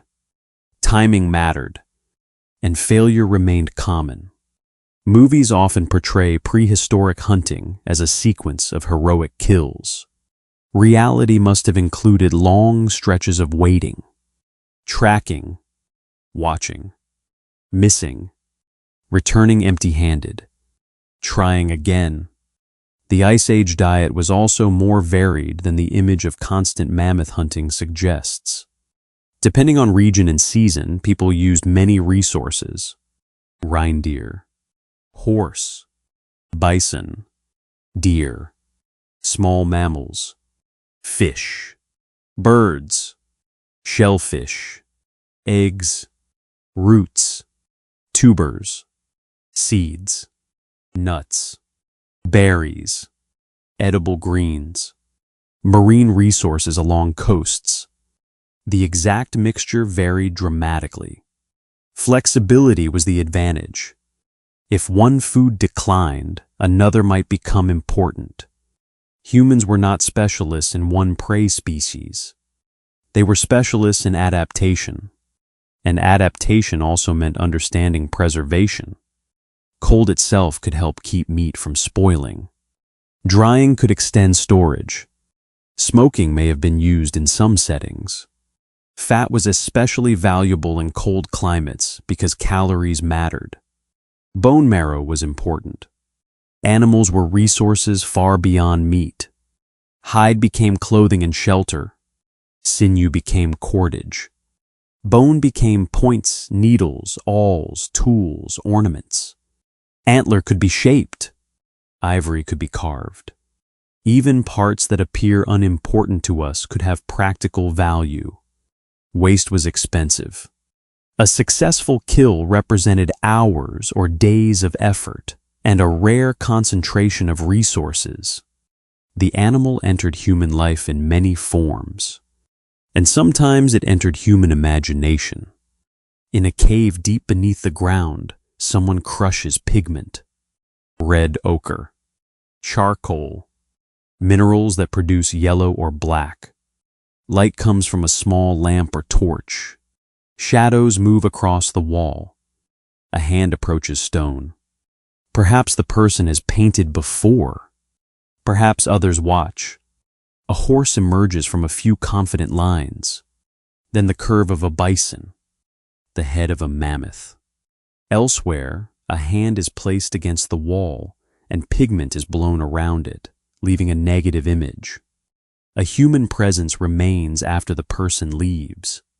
Thousands of years later, another human hand will approach that outline and realize the scale is familiar. 5 fingers, a palm, a gesture across time. We do not know exactly what these images meant. That uncertainty should remain. Perhaps some were part of ritual. Some may have been connected to stories. Some could have marked important places. Different caves and communities may have used art for different reasons. But whatever the purpose, the images prove something profound. People entered darkness to make meaning. They did not need to do this to stay warm. They did not need to paint lions in order to digest food. Some part of human life already reached beyond immediate survival. The mind needed symbols. And there were other expressions of this inner world. Carefully shaped figurines, engraved objects, beads, patterns, burials, pigment placed with bodies in some prehistoric contexts. The treatment of the dead suggests that death itself had social meaning. Imagine a community losing someone in winter.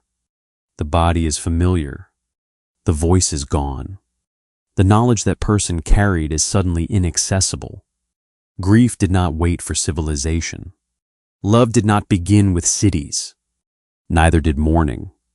We should resist making ancient people either too alien or too modern. Their cultures could have held beliefs and assumptions impossible for us to reconstruct. But the emotional architecture of human social life is ancient. Parents protected children. People formed bonds.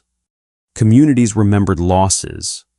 Individuals probably feared pain, experienced jealousy, felt pride, enjoyed humor, suffered loneliness, found companionship, looked forward to certain seasons, missed people who were gone. They were not symbols of prehistoric humanity. They were themselves. Each person had a particular face, a particular voice, habits others recognized, skills they were known for, a way of walking, a preferred place beside the fire. And when one died, the group changed. This human intimacy matters because the world outside remained unforgiving. A winter storm could arrive quickly. Snow could hide a route. An injury could prevent travel. A failed hunt could strain food stores. Smoke could reveal a camp to strangers. Predators could approach. Illness could spread. Childbirth could become dangerous. Small communities lived with risks modern infrastructure has removed from many lives. But those risks did not make every day terrifying. People normalize the world they inherit. A child born beside a glacier did not wake each morning thinking, "I live in the Ice Age." Cold was simply cold. Mammoths were simply animals. Stone was simply material. The seasonal journey was simply what the family did. Normality is one of history's great disguises. The extraordinary becomes ordinary when it surrounds you from birth. Perhaps that child grows, learns to sew, learns the local rivers, learns which plants can be eaten, learns how to approach a herd from downwind, learns the stories. One evening, now older, that same person gives a new spear to a younger relative. The shaft has been smoothed carefully. The point has been shaped and attached. The young person holds it for the first time. It is not merely a weapon. It is responsibility, a sign of growing competence, a connection between generations. And the people around the fire understand what the moment means, even though no written record will ever mention it. This is how culture survives, not in monuments, in repetition. One person demonstrates, another watches. A child attempts, an elder corrects. A technique becomes tradition. A story becomes memory. Memory becomes identity. In a world without libraries, people themselves are the libraries. Lose too many experienced individuals, and knowledge can disappear. Maintain connections, and knowledge grows. This may be one of the deepest reasons humans succeeded in such varied environments. No individual had to discover everything again. The dead could continue to influence the living through what they had taught. The absent could remain present in memory. The future could benefit from the past. Outside, the wind has begun to soften. The fire is lower now.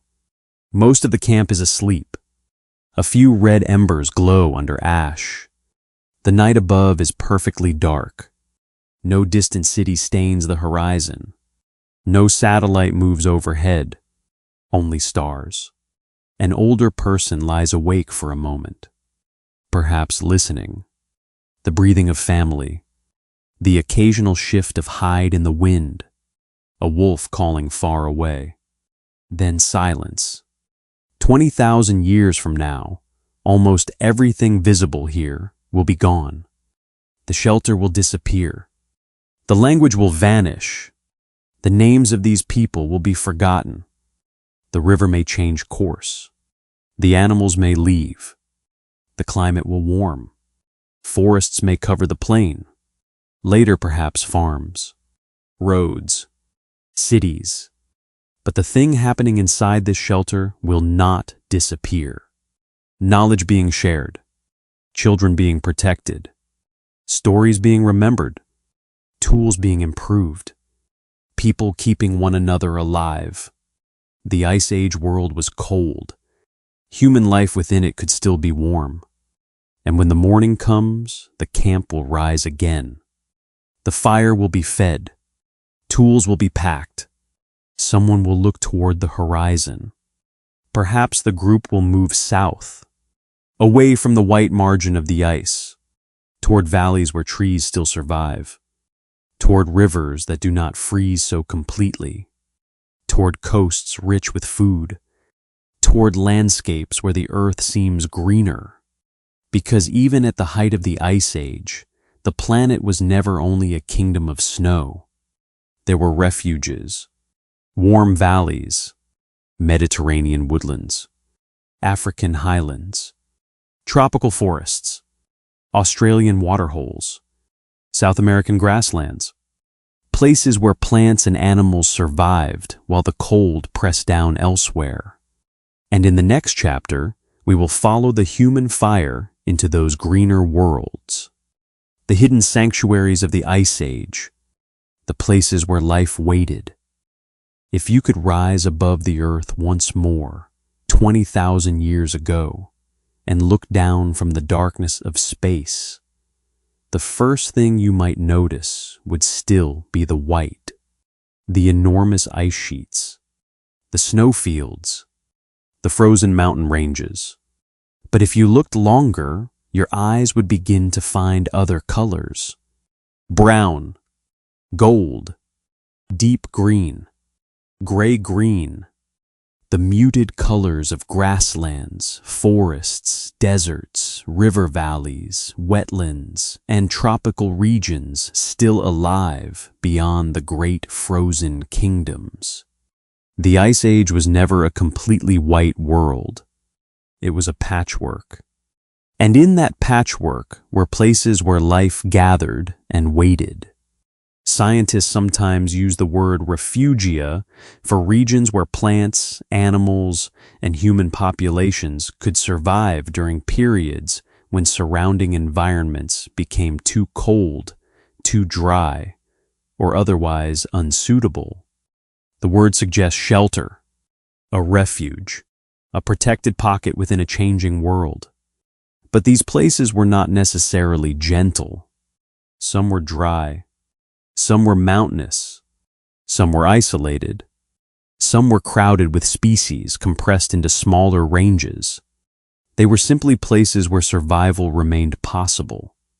And when the climate eventually warmed, many of these refugees would become starting points for expansion.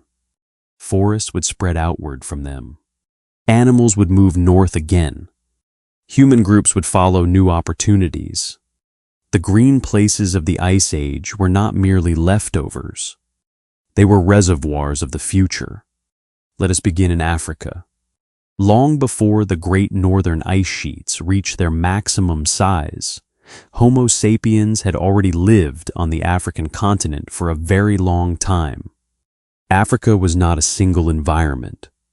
It contained deserts, savannas, woodlands, highlands, tropical forests, river valleys, lakes, coasts, and between these regions, human communities adapted in different ways. 20,000 years ago, the climate across much of Africa differed from the modern one. In many regions, it was cooler and drier.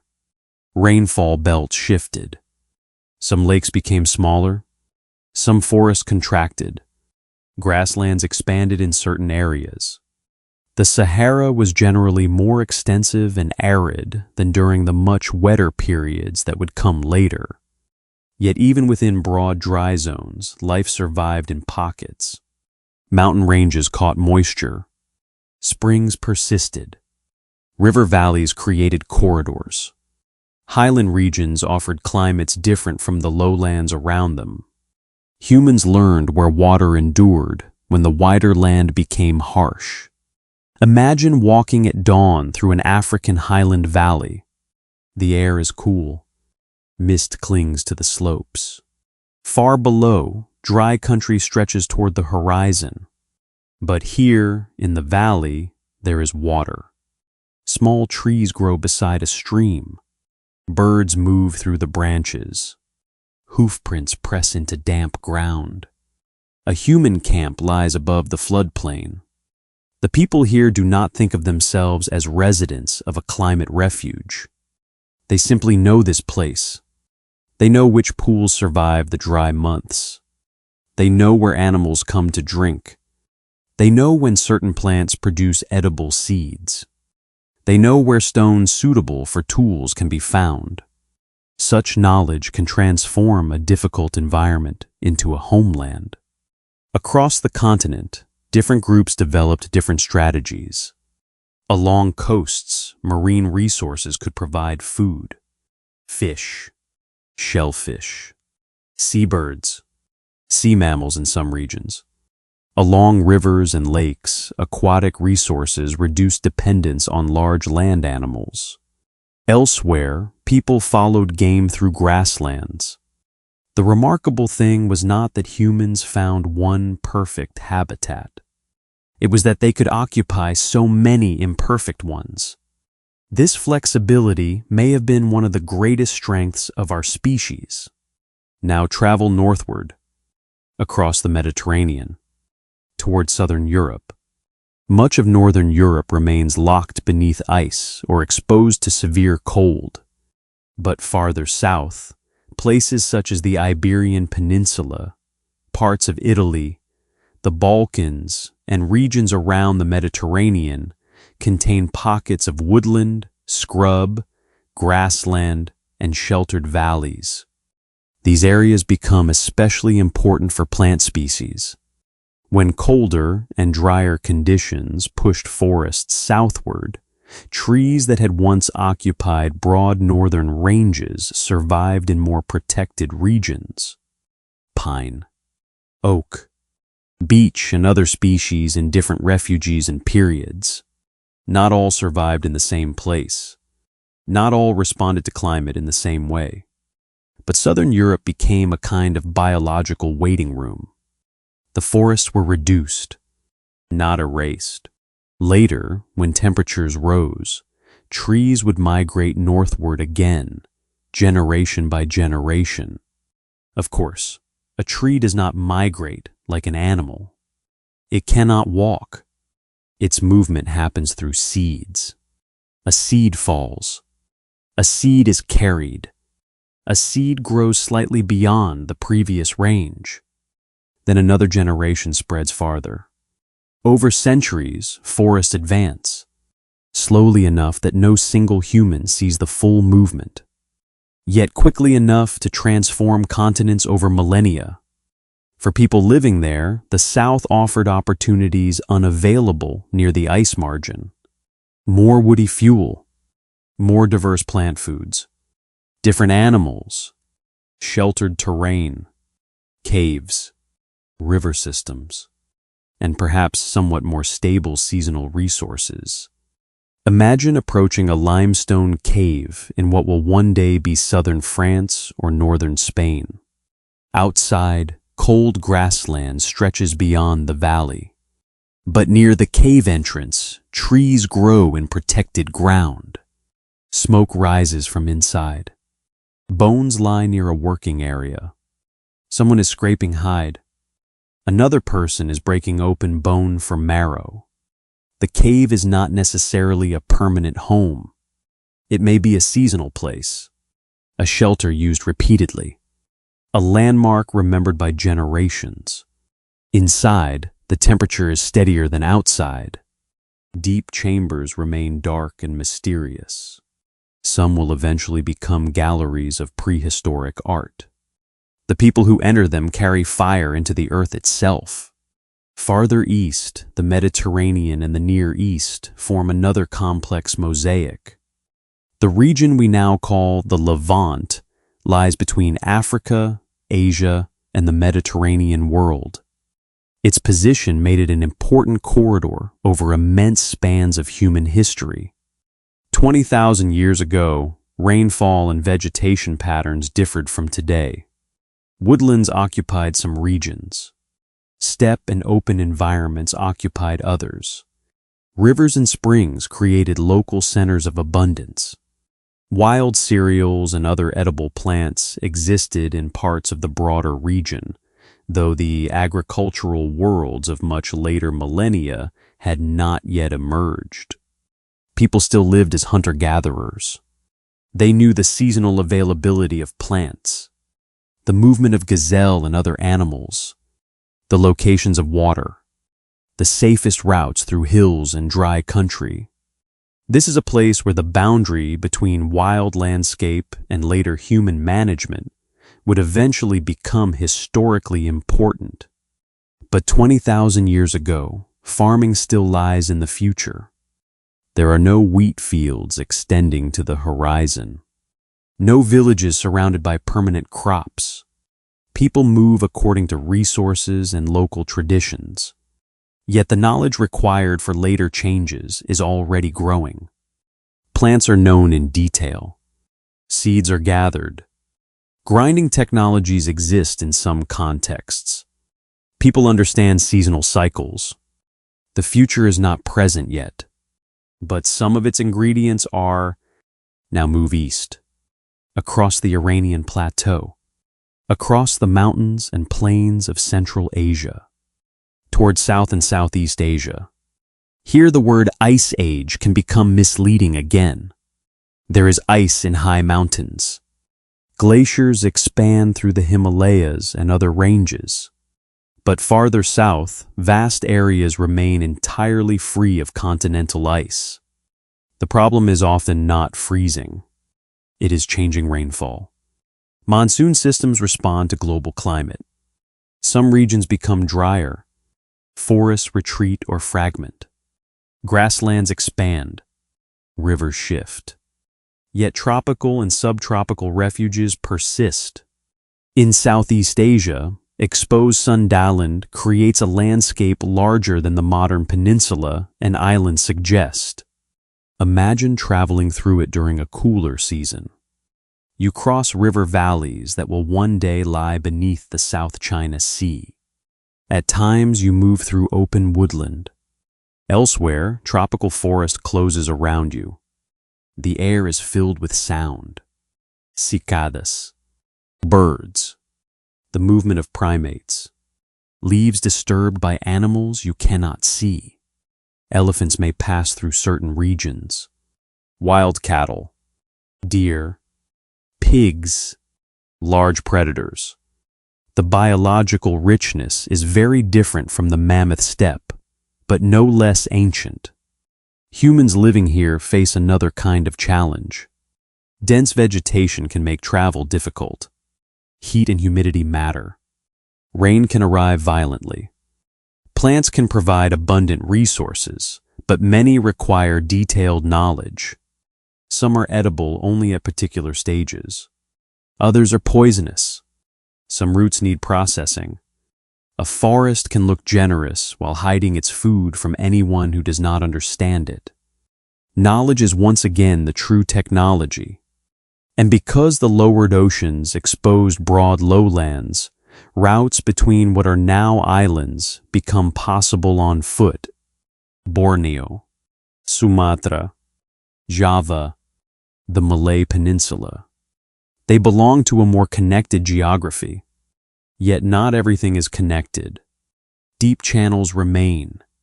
To reach Sahul, people had crossed water long before this period. So let us move there, to the ancient continent that joins Australia, New Guinea, and Tasmania. Sahul. 20,000 years ago, its interior is often cooler and drier than today. Deserts and dry grasslands expand. Many lakes shrink. Water becomes a precious organizer of life.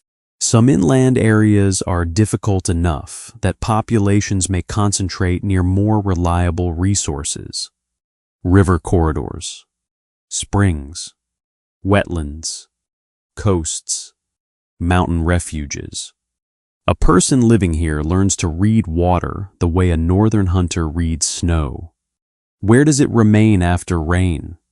Which rock holes hold it? Which plants suggest moisture below ground? Which bird movements lead toward water? Which route can be crossed safely before the heat rises? These skills are not written. They are remembered, passed orally, embedded in paths, embedded in social relationships, embedded in story. Fire also matters profoundly. Humans had used fire for immense spans of time. And in Australia, burning landscapes could influence vegetation and animal behavior.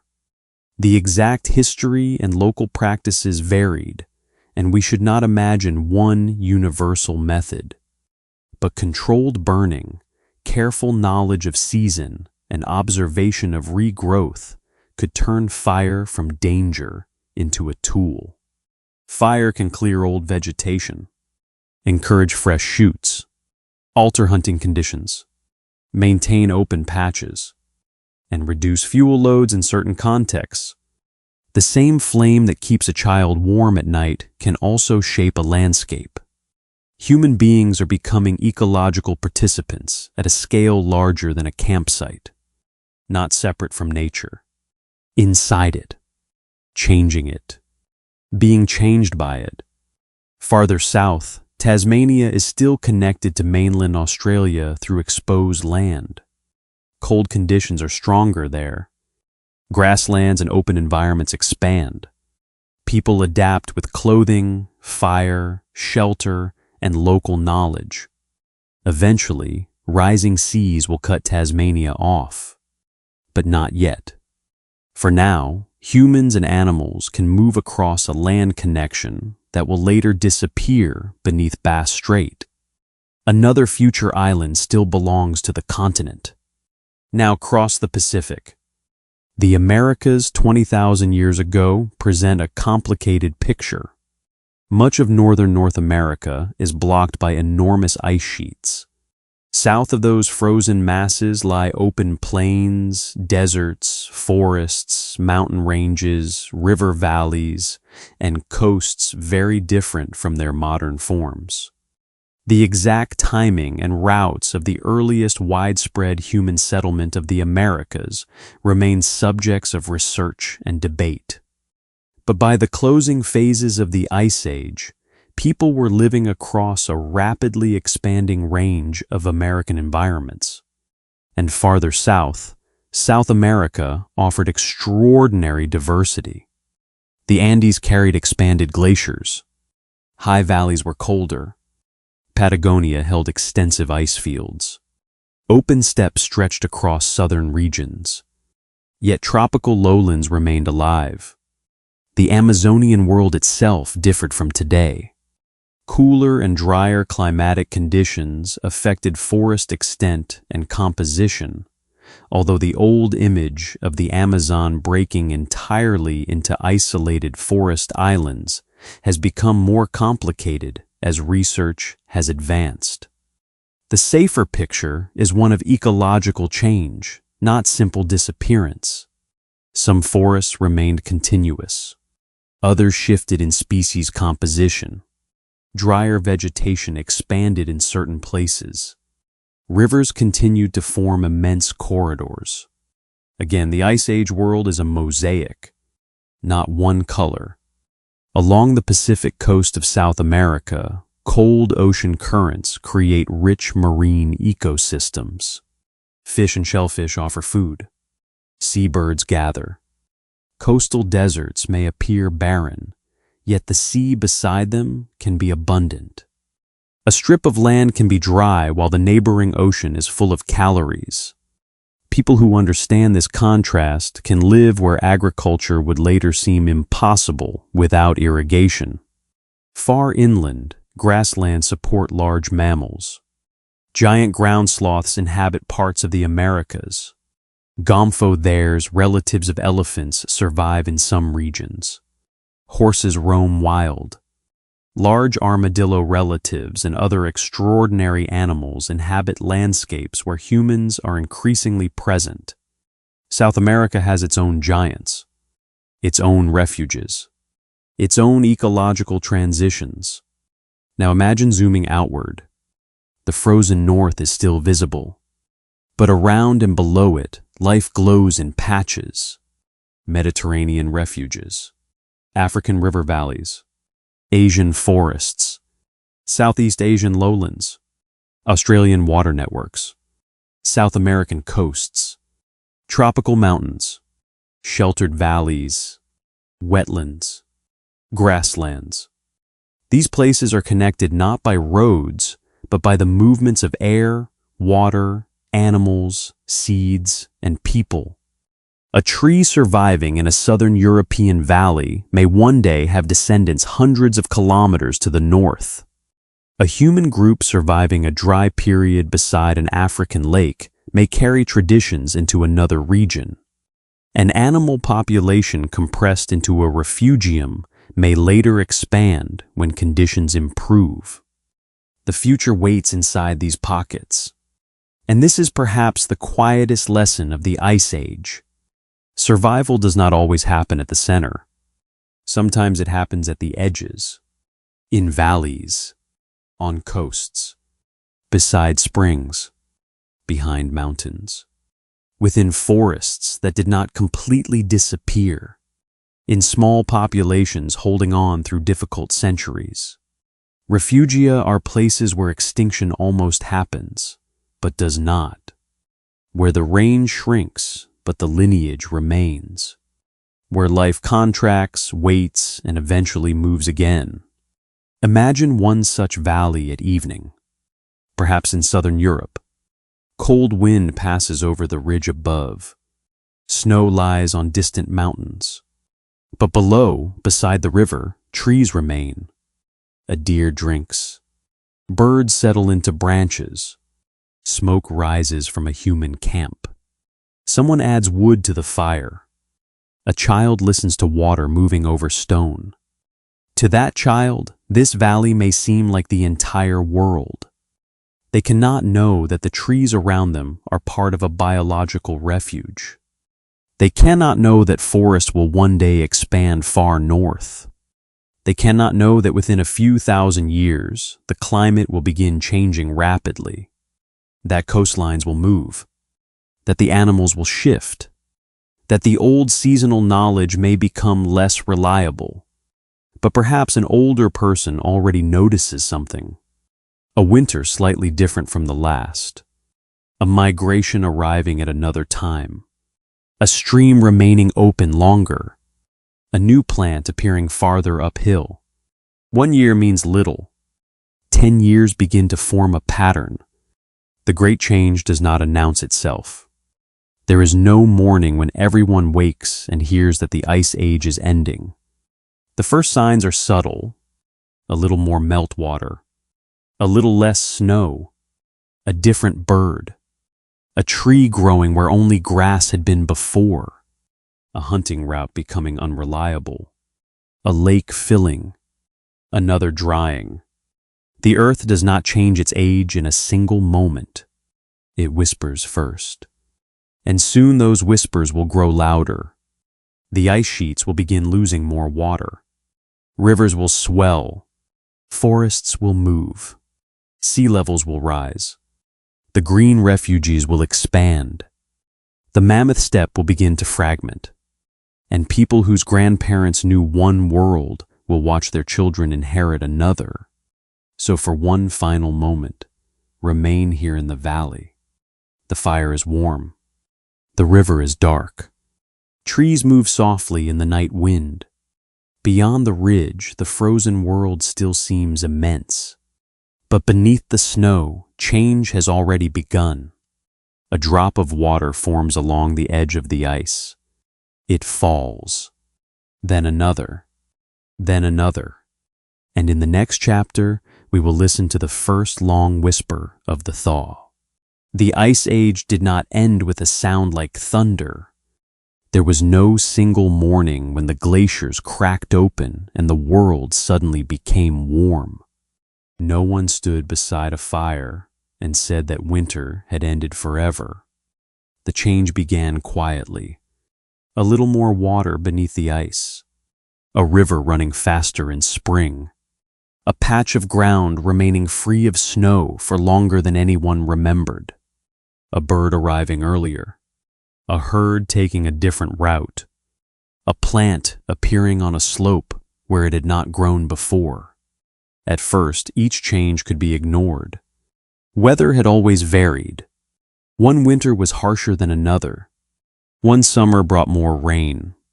One season failed. Another was generous. But over generations, the pattern became harder to miss. The frozen world was changing. After the coldest phase of the last glacial period, global temperatures began to rise, though not smoothly and not everywhere at the same speed. This is important. The end of the Ice Age was not a simple climb from cold to warm. It was uneven, complicated, sometimes abrupt.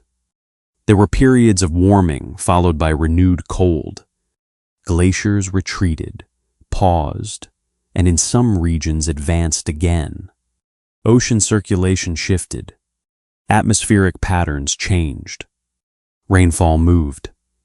The climate system behaved less like a slowly turning dial and more like a vast network of connected parts adjusting to one another.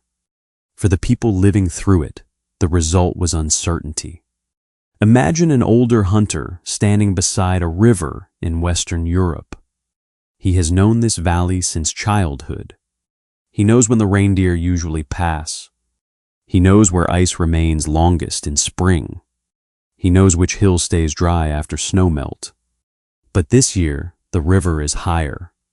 The banks are softer. The animals have not arrived at the expected time. There are more shrubs along the valley floor. A few young trees now stand where open grass once dominated.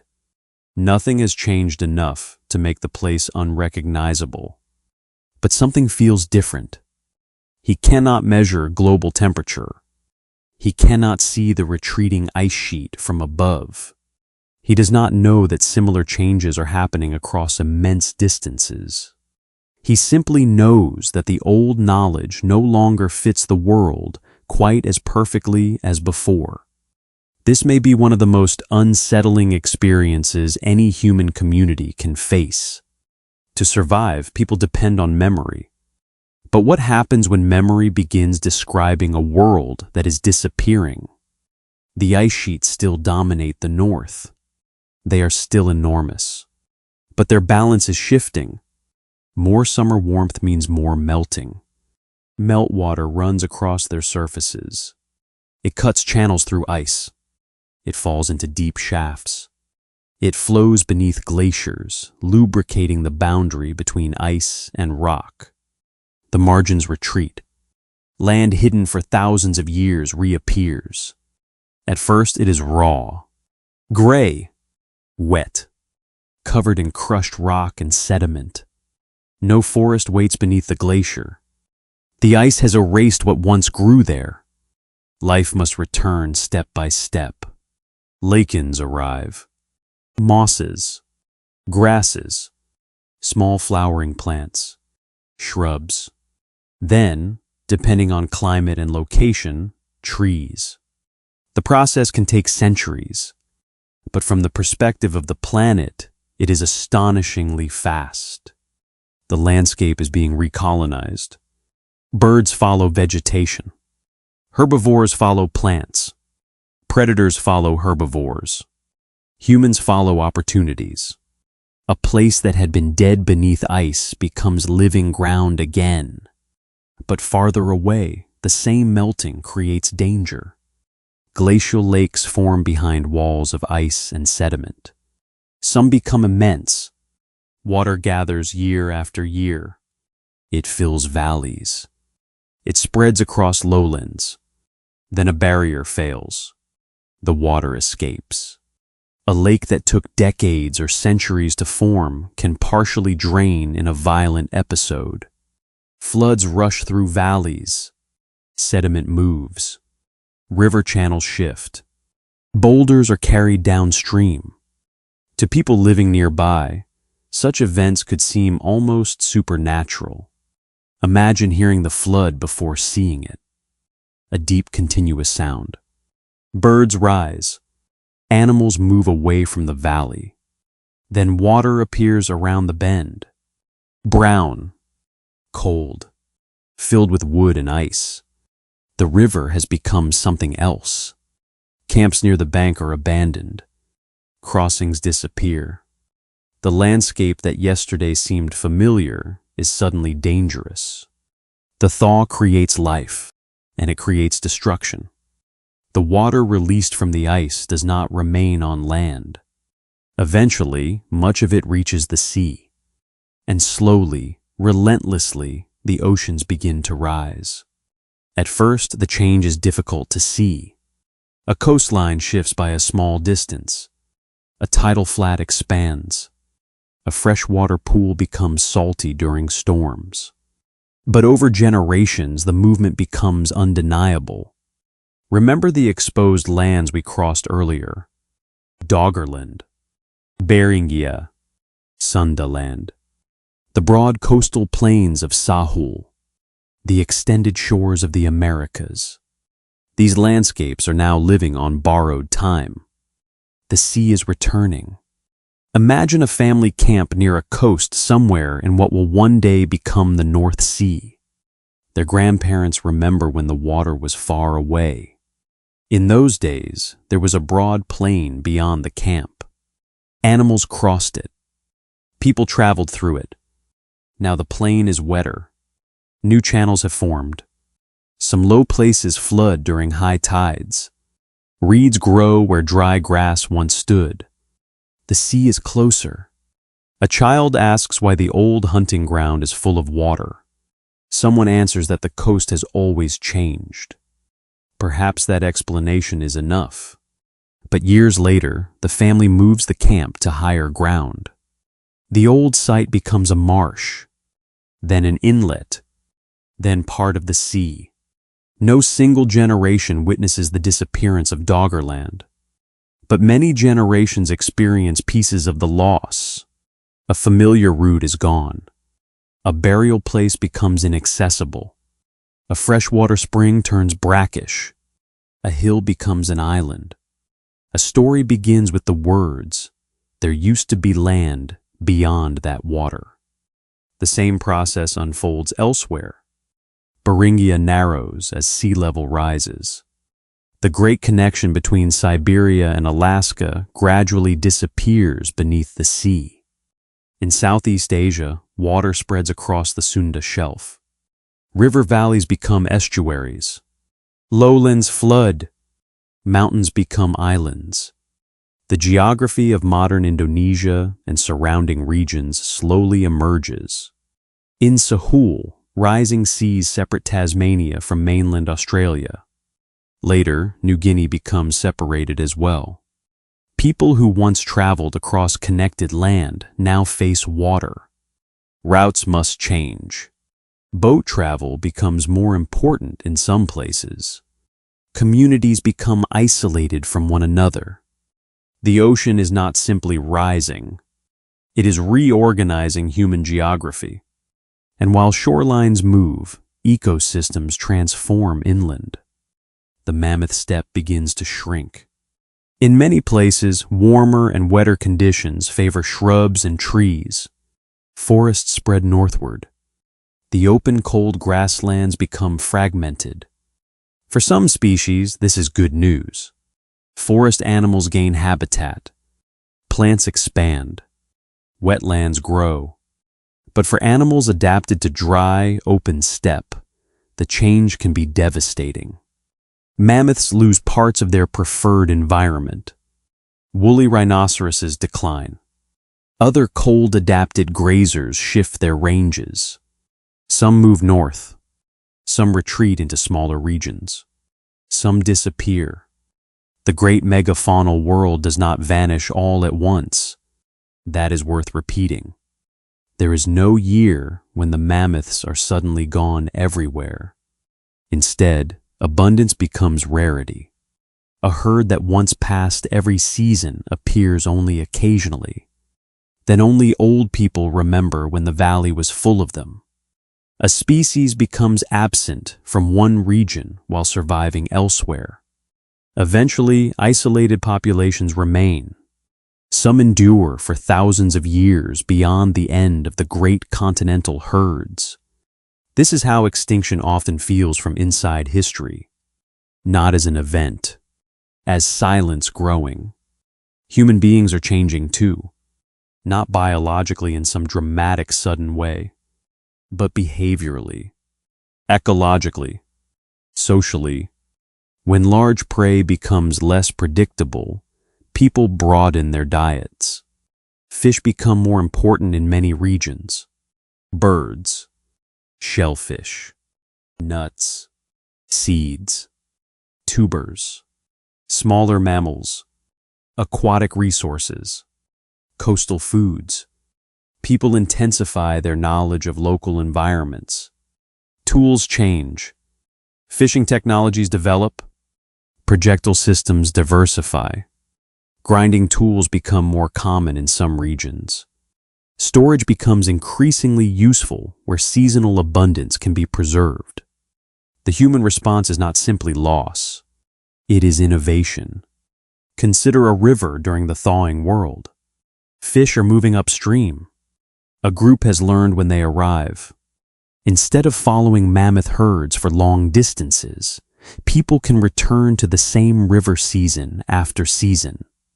They build traps, use nets or lines in some contexts, fashion hooks and points from bone, dry fish for later use. A new kind of seasonal rhythm develops. The landscape becomes more local. Not everywhere, not immediately. But in many regions, human life begins shifting toward broader, more diversified economies.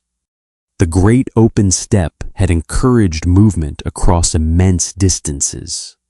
The expanding mosaic of forest, wetland, coast, and river creates other possibilities. Some communities remain highly mobile. Others begin returning to productive places more regularly. Certain camps become familiar across generations. In some regions, larger gatherings become possible. Social networks change. The deep foundations of later settled life are slowly being prepared. But farming is still far away in most of the world. Cities are unimaginable. The future has not arrived. Only the conditions that will someday make it possible are beginning to form. And climate itself remains unpredictable. Around 14,000 years ago, warming accelerated strongly in many regions. Then later, during the period known as the Younger Dryas, parts of the northern hemisphere experienced a sharp return to colder conditions. For people living in those regions, the reversal must have been confusing. Imagine years of milder weather, shrubs expanding, animals shifting, rivers changing. Then winters become harsher again. Cold returns. Snow remains longer. Certain plants retreat. The climate seems to reverse itself. The Earth is reminding everyone that transitions are rarely smooth. Yet the cold does not restore the old ice age completely. Eventually warming resumes. By roughly 11,700 years ago, the Holocene begins. The world enters the relatively warm interval in which all recorded human civilization will later develop. But from the perspective of a person living through the transition, such names mean nothing. There is only adaptation. Every generation learns the world again. Perhaps that is the most human part of this story. Imagine an elderly woman sitting beside a fire near the end of the Glacial age. When she was young, her family followed reindeer farther south. She remembers colder winters. She remembers a plain where trees now stand. She remembers the coast being farther away. Children gather around her. They have never seen the landscape she describes. To them, the forest has always been here. The marsh has always existed. The shoreline has always been near the hills. Her memories sound like stories from another world. But they are not. They are memories of the same world in transition. This is how planetary change enters human culture. Through stories told by old people to children who inherit different landscapes. A hunting trail becomes a legend. A drowned plain becomes a place beneath the water. A vanished animal becomes a creature remembered in story. We cannot know how much Ice Age environmental memory survived in oral tradition. We should be cautious about claiming direct connections across enormous spans of time. But we can understand the mechanism. People notice change. People remember unusual events. People tell stories, and stories sometimes preserve fragments of environments long after the physical landscape has changed. The thawing world would have provided many such memories. Floods, retreating glaciers, changing rivers, rising seas, disappearing animals, new forests. Each generation inherited both a landscape and an explanation of what the landscape used to be. Now imagine standing on a hill above a coastal plain. It is evening. The sea glows silver in the distance.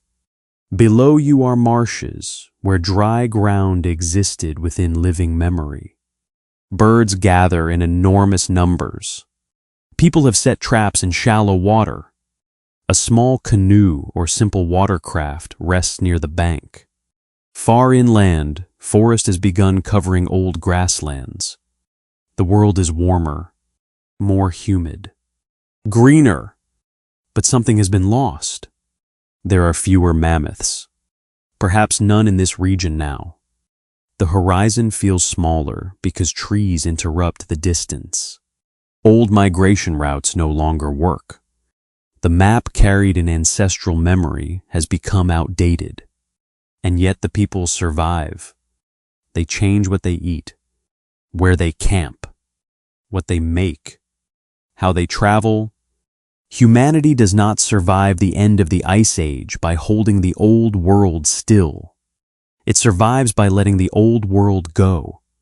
The lesson is quiet and difficult. Every adaptation contains a kind of surrender.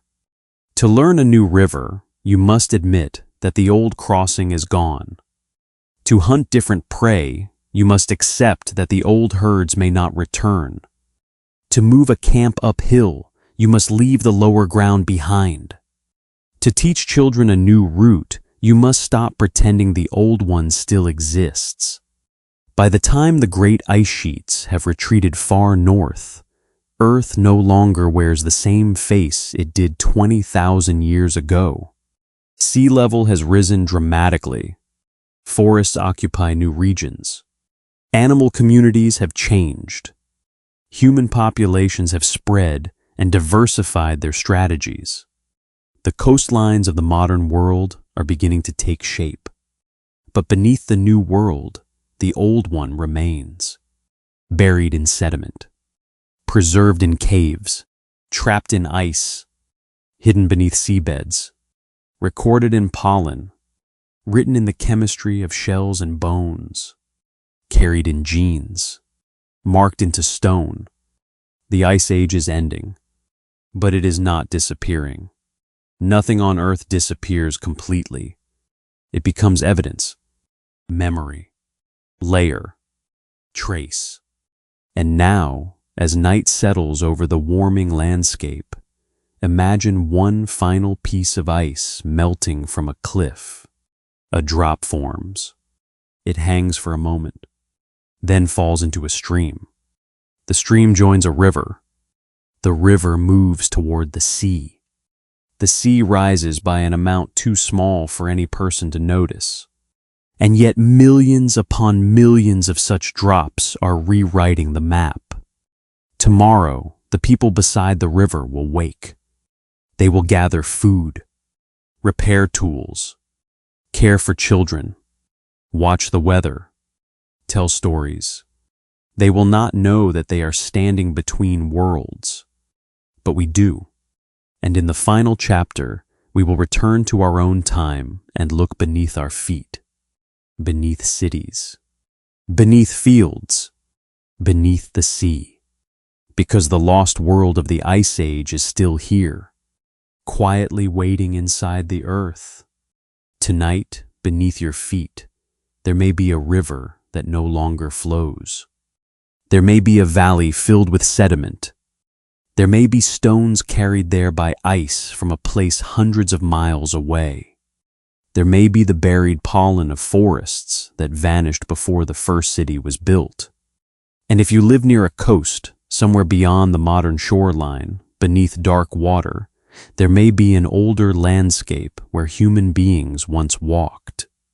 The Ice Age did not disappear. It became hidden. 20,000 years have passed since the world we have traveled through.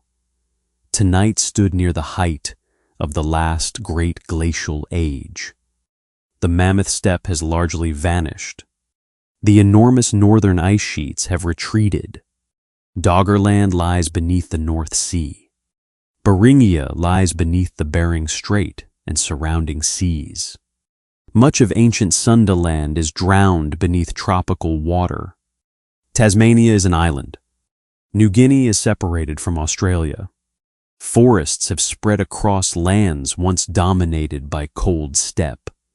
Rivers have changed course. Species have disappeared. And humanity has transformed the planet in ways no Ice Age hunter could have imagined. Yet the old Earth remains everywhere. You only have to know where to look. Imagine walking through a modern city on a quiet winter evening. Streetlights glow against wet pavement. Cars move through intersections. Buildings rise above you. The landscape seems completely human. Every surface appears planned. Road, bridge, wall, drain, sidewalk, railway. But beneath all of it is geology. And geology remembers. In parts of northern Europe and North America, the ground beneath cities was shaped directly by glaciers. The hills may be deposits left behind when ice retreated. The gravel beneath roads may have been transported by meltwater. The valley carrying a modern river may have been widened, redirected, or deepened by glacial processes. A lake beside a city may occupy a basin excavated by ice. Even the soil supporting modern gardens may contain material ground from distant bedrock beneath an ancient glacier. The city is recent. The landscape underneath it is not. This is one of the strange things about living on Earth. Human history occupies only the thinnest surface. Beneath us are older worlds. A construction crew digging a foundation can unexpectedly encounter ancient sediment. A farmer can lift a stone from a field that was transported there by a glacier. A fisherman can pull prehistoric animal bone from the floor of the North Sea. A diver can cross the remains of a drowned forest. A scientist can drill into lake mud and recover a record extending far beyond written history. The planet keeps archives everywhere. Some are obvious. Others are microscopic. Take pollen. A grain of pollen is almost weightless. It can travel on wind, fall into water, settle into mud. And if conditions are favorable, it can survive for thousands of years. Layer after layer accumulates at the bottom of lakes and wetlands. Scientists can extract cores from those sediments and examine the pollen trapped within. Different plants produce distinctive pollen, so the changing abundance of pollen becomes a history of vegetation. A layer rich in grasses may describe an open landscape. A later layer containing more tree pollen may mark the return of forests. The transition from steppe to woodland can therefore survive inside mud. A forest leaves a memory even after every tree is gone. Ice cores preserve another kind of memory. In Greenland and Antarctica, snowfall accumulates year after year. As snow compresses into ice, tiny bubbles of ancient atmosphere can become trapped inside. Those bubbles are samples of old air.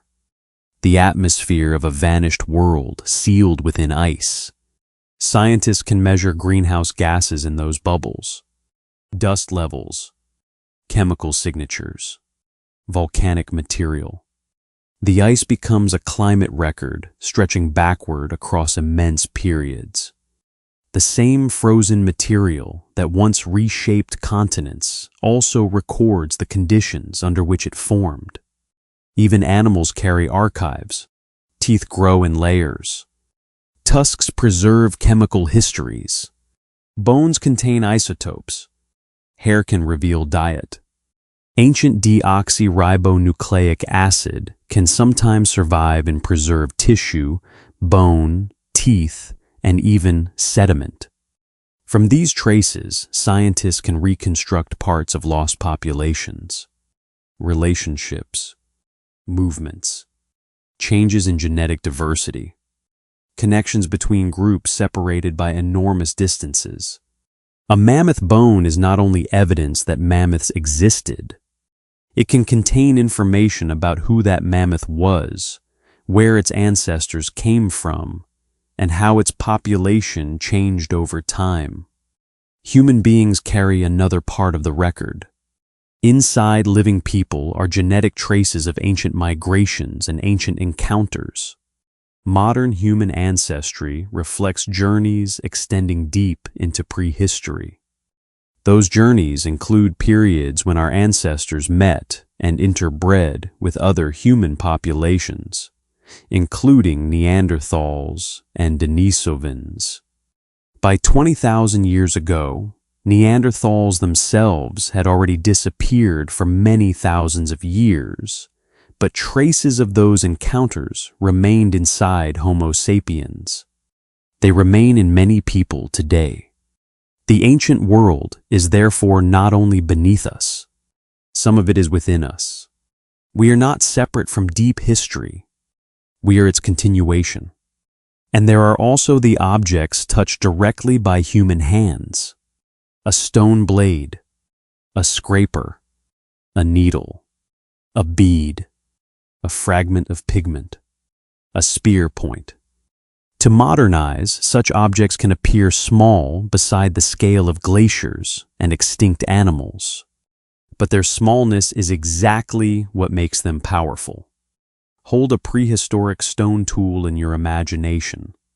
Someone selected the raw material. Someone understood how it fractured. Someone struck it, turned it, struck it again. Perhaps the tool was used for weeks. Perhaps it was sharpened repeatedly. Perhaps it cut hide or meat. Perhaps it was carried during a migration. Then, for some reason, it was dropped. The person walked away. The object remained. Rain fell. Dust accumulated. Plants grew. Animals crossed above it. Climate changed. Centuries passed. Then millennia. And one day another human being found it. Two hands separated by 20,000 years can touch the same stone. There are few forms of time travel more direct than that. The stone does not tell us the person's name. It does not tell us whether they were happy that morning. It does not tell us whether the tool was valued or ordinary. But its surface preserves intention. It was shaped because a human mind wanted it to become something. And that makes archaeological objects different from ordinary stones. They preserve decisions. Sometimes entire landscapes are rediscovered in this way. Doggerland, for example, is no longer visible as dry land, but the North Sea floor has yielded evidence of the world that once existed there. Bones, antlers, stone artifacts, peat, sediment, fragments of the drowned environment. Fishing and marine research have unexpectedly contributed to the rediscovery of this lost country. Modern mapping can reveal ancient river systems beneath the seabed. Researchers can reconstruct plains where animals moved and people may have lived. The North Sea becomes transparent in the imagination. You look through the water and see land. The modern waves fade. Below them, rivers return. Marshes appear. Grass moves. A human figure crosses the plain. Then the water closes again.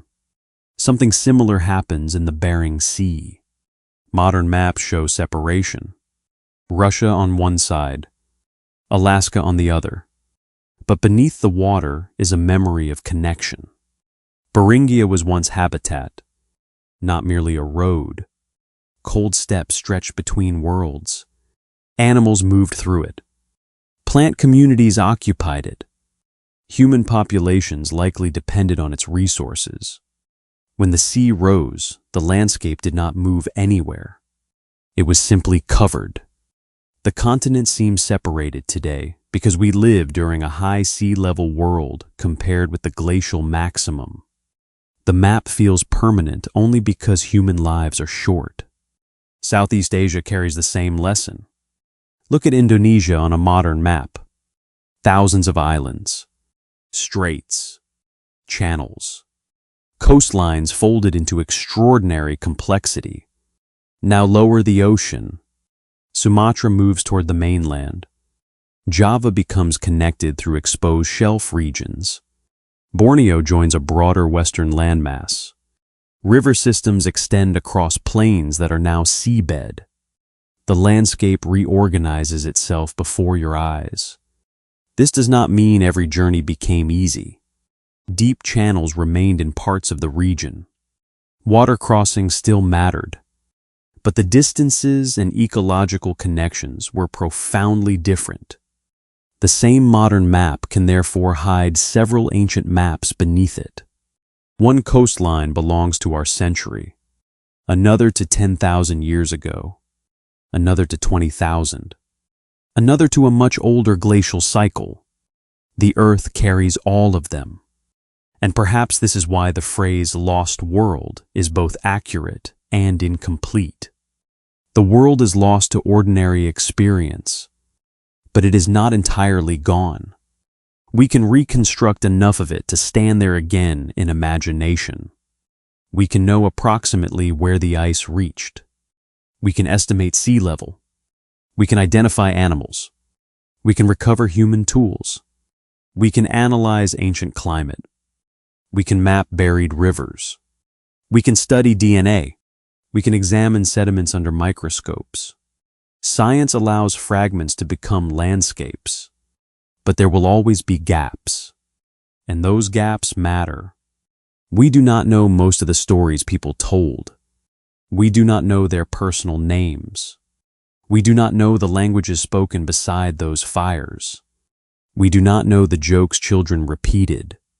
We do not know what mammoths meant to every community that encountered them. We do not know what people called the constellations. We do not know which hills were sacred, which rivers were feared, which places were avoided, which songs were sung during migration. The physical record is remarkable. The human record is incomplete. That incompleteness should not make the past feel empty. It should make it feel larger. There was far more life than archaeology can preserve. For every tool in a museum, there were thousands of ordinary gestures. For every cave painting, there were countless images made in materials that disappeared. For every skeleton, there were people whose bodies left no trace. For every known campsite, many more may lie undiscovered or drowned. History before writing is not a blank page. It is a book from which most pages have been lost. The surviving lines matter because they hint at the scale of everything missing. And now, after traveling across the Ice Age world, consider the people themselves one final time. They did not know they were prehistoric. They did not know that scholars would someday classify their tools. They did not know that the animals around them would become extinct. They did not know that future humans would use satellites to map glaciers or machines to read ancient genomes. They knew what was immediately necessary: tomorrow's food, tonight's fire, the condition of a child, the direction of the wind, the location of water, the movement of animals, the health of an older relative, the season ahead. History often looks grand only in retrospect. While it is happening, it feels ordinary. 20,000 years ago, a family could wake before dawn because it was time to move camp. Someone packed tools. Someone rolled hides. Someone checked the fire. Perhaps embers were carried carefully for the next camp. Children were woken. Bundles were lifted. People looked once at the place where they had slept. Then they started walking. No monument marked their departure. No record stated the date. No one wrote that these people were living during one of the most extraordinary climatic periods in human history. They simply walked, step after step, across frost, across grass, along rivers, beside retreating ice, through landscapes that would later disappear. Those steps connected their world to ours, generation after generation, not in a straight line, not without loss, but continuously. The human story did not restart when the Ice Age ended. The people of the warmer world descended from people who had known the cold. The people who later gathered around early villages inherited knowledge from mobile communities. The farmers of later millennia belonged to the same deep human continuum. The builders of cities did too. And eventually, so do we. Perhaps that is the deepest reason to imagine Earth 20,000 years ago. Not because it was exotic. Not because mammoths were enormous. Not because the glaciers were beautiful. But because it reminds us how temporary every familiar world can be. Coastlines move. Climates change. Species appear and disappear. Forests migrate. Rivers abandon valleys. Ice covers continents and then retreats. A place can be homeland for 1,000 generations and seabed for the next 1,000. The map in front of us is only one frame in a very long film. And tonight, for a little while, we have looked at another frame. A colder Earth. A drier Earth. A larger land surface. A world of glacial walls and exposed shelves. A world where mammoths crossed windblown grass. A world where human beings stitched fur beneath firelight. A world of caves, rivers, drowned roads, and forgotten skies. Now imagine dawn arriving one final time. A thin blue light appears in the east. Stars begin to fade. The camp is quiet. One person wakes and steps outside. The ground is lightly covered with snow. Far across the plain, mammoths are moving. The person watches them. Perhaps this sight is ordinary. Perhaps it happens every season. The animals pass slowly through the morning. Behind the camp, smoke rises in a narrow line. Soon everyone will be awake. Soon they will begin walking. The first footprints appear in the snow. One, then another. A child steps into the print of an adult. The group moves toward the horizon. The sun rises higher. Their shapes become smaller. Eventually they disappear. The snow will melt. The footprints will vanish. The camp will decay. The coastline will move. The ice will retreat. The mammoths will disappear. The world beneath their feet will become our world. And still, somehow, the trace remains. In stone. In bone. In the shape of valleys. In ancient DNA. In drowned landscapes. In the ground beneath cities. And in the human ability to look backward into darkness and imagine another person looking at the same stars. If you have traveled with us through this frozen world all the way to the end, you can gently press the like button, subscribe to the channel, and leave a comment telling us where in the world you are listening tonight. Each comment is like a small footprint on the modern map, connecting people across distance, just as ancient trails once connected communities across plains, rivers, coasts, and ice. And now the journey is finished. The fire can burn lower. The wind can fade.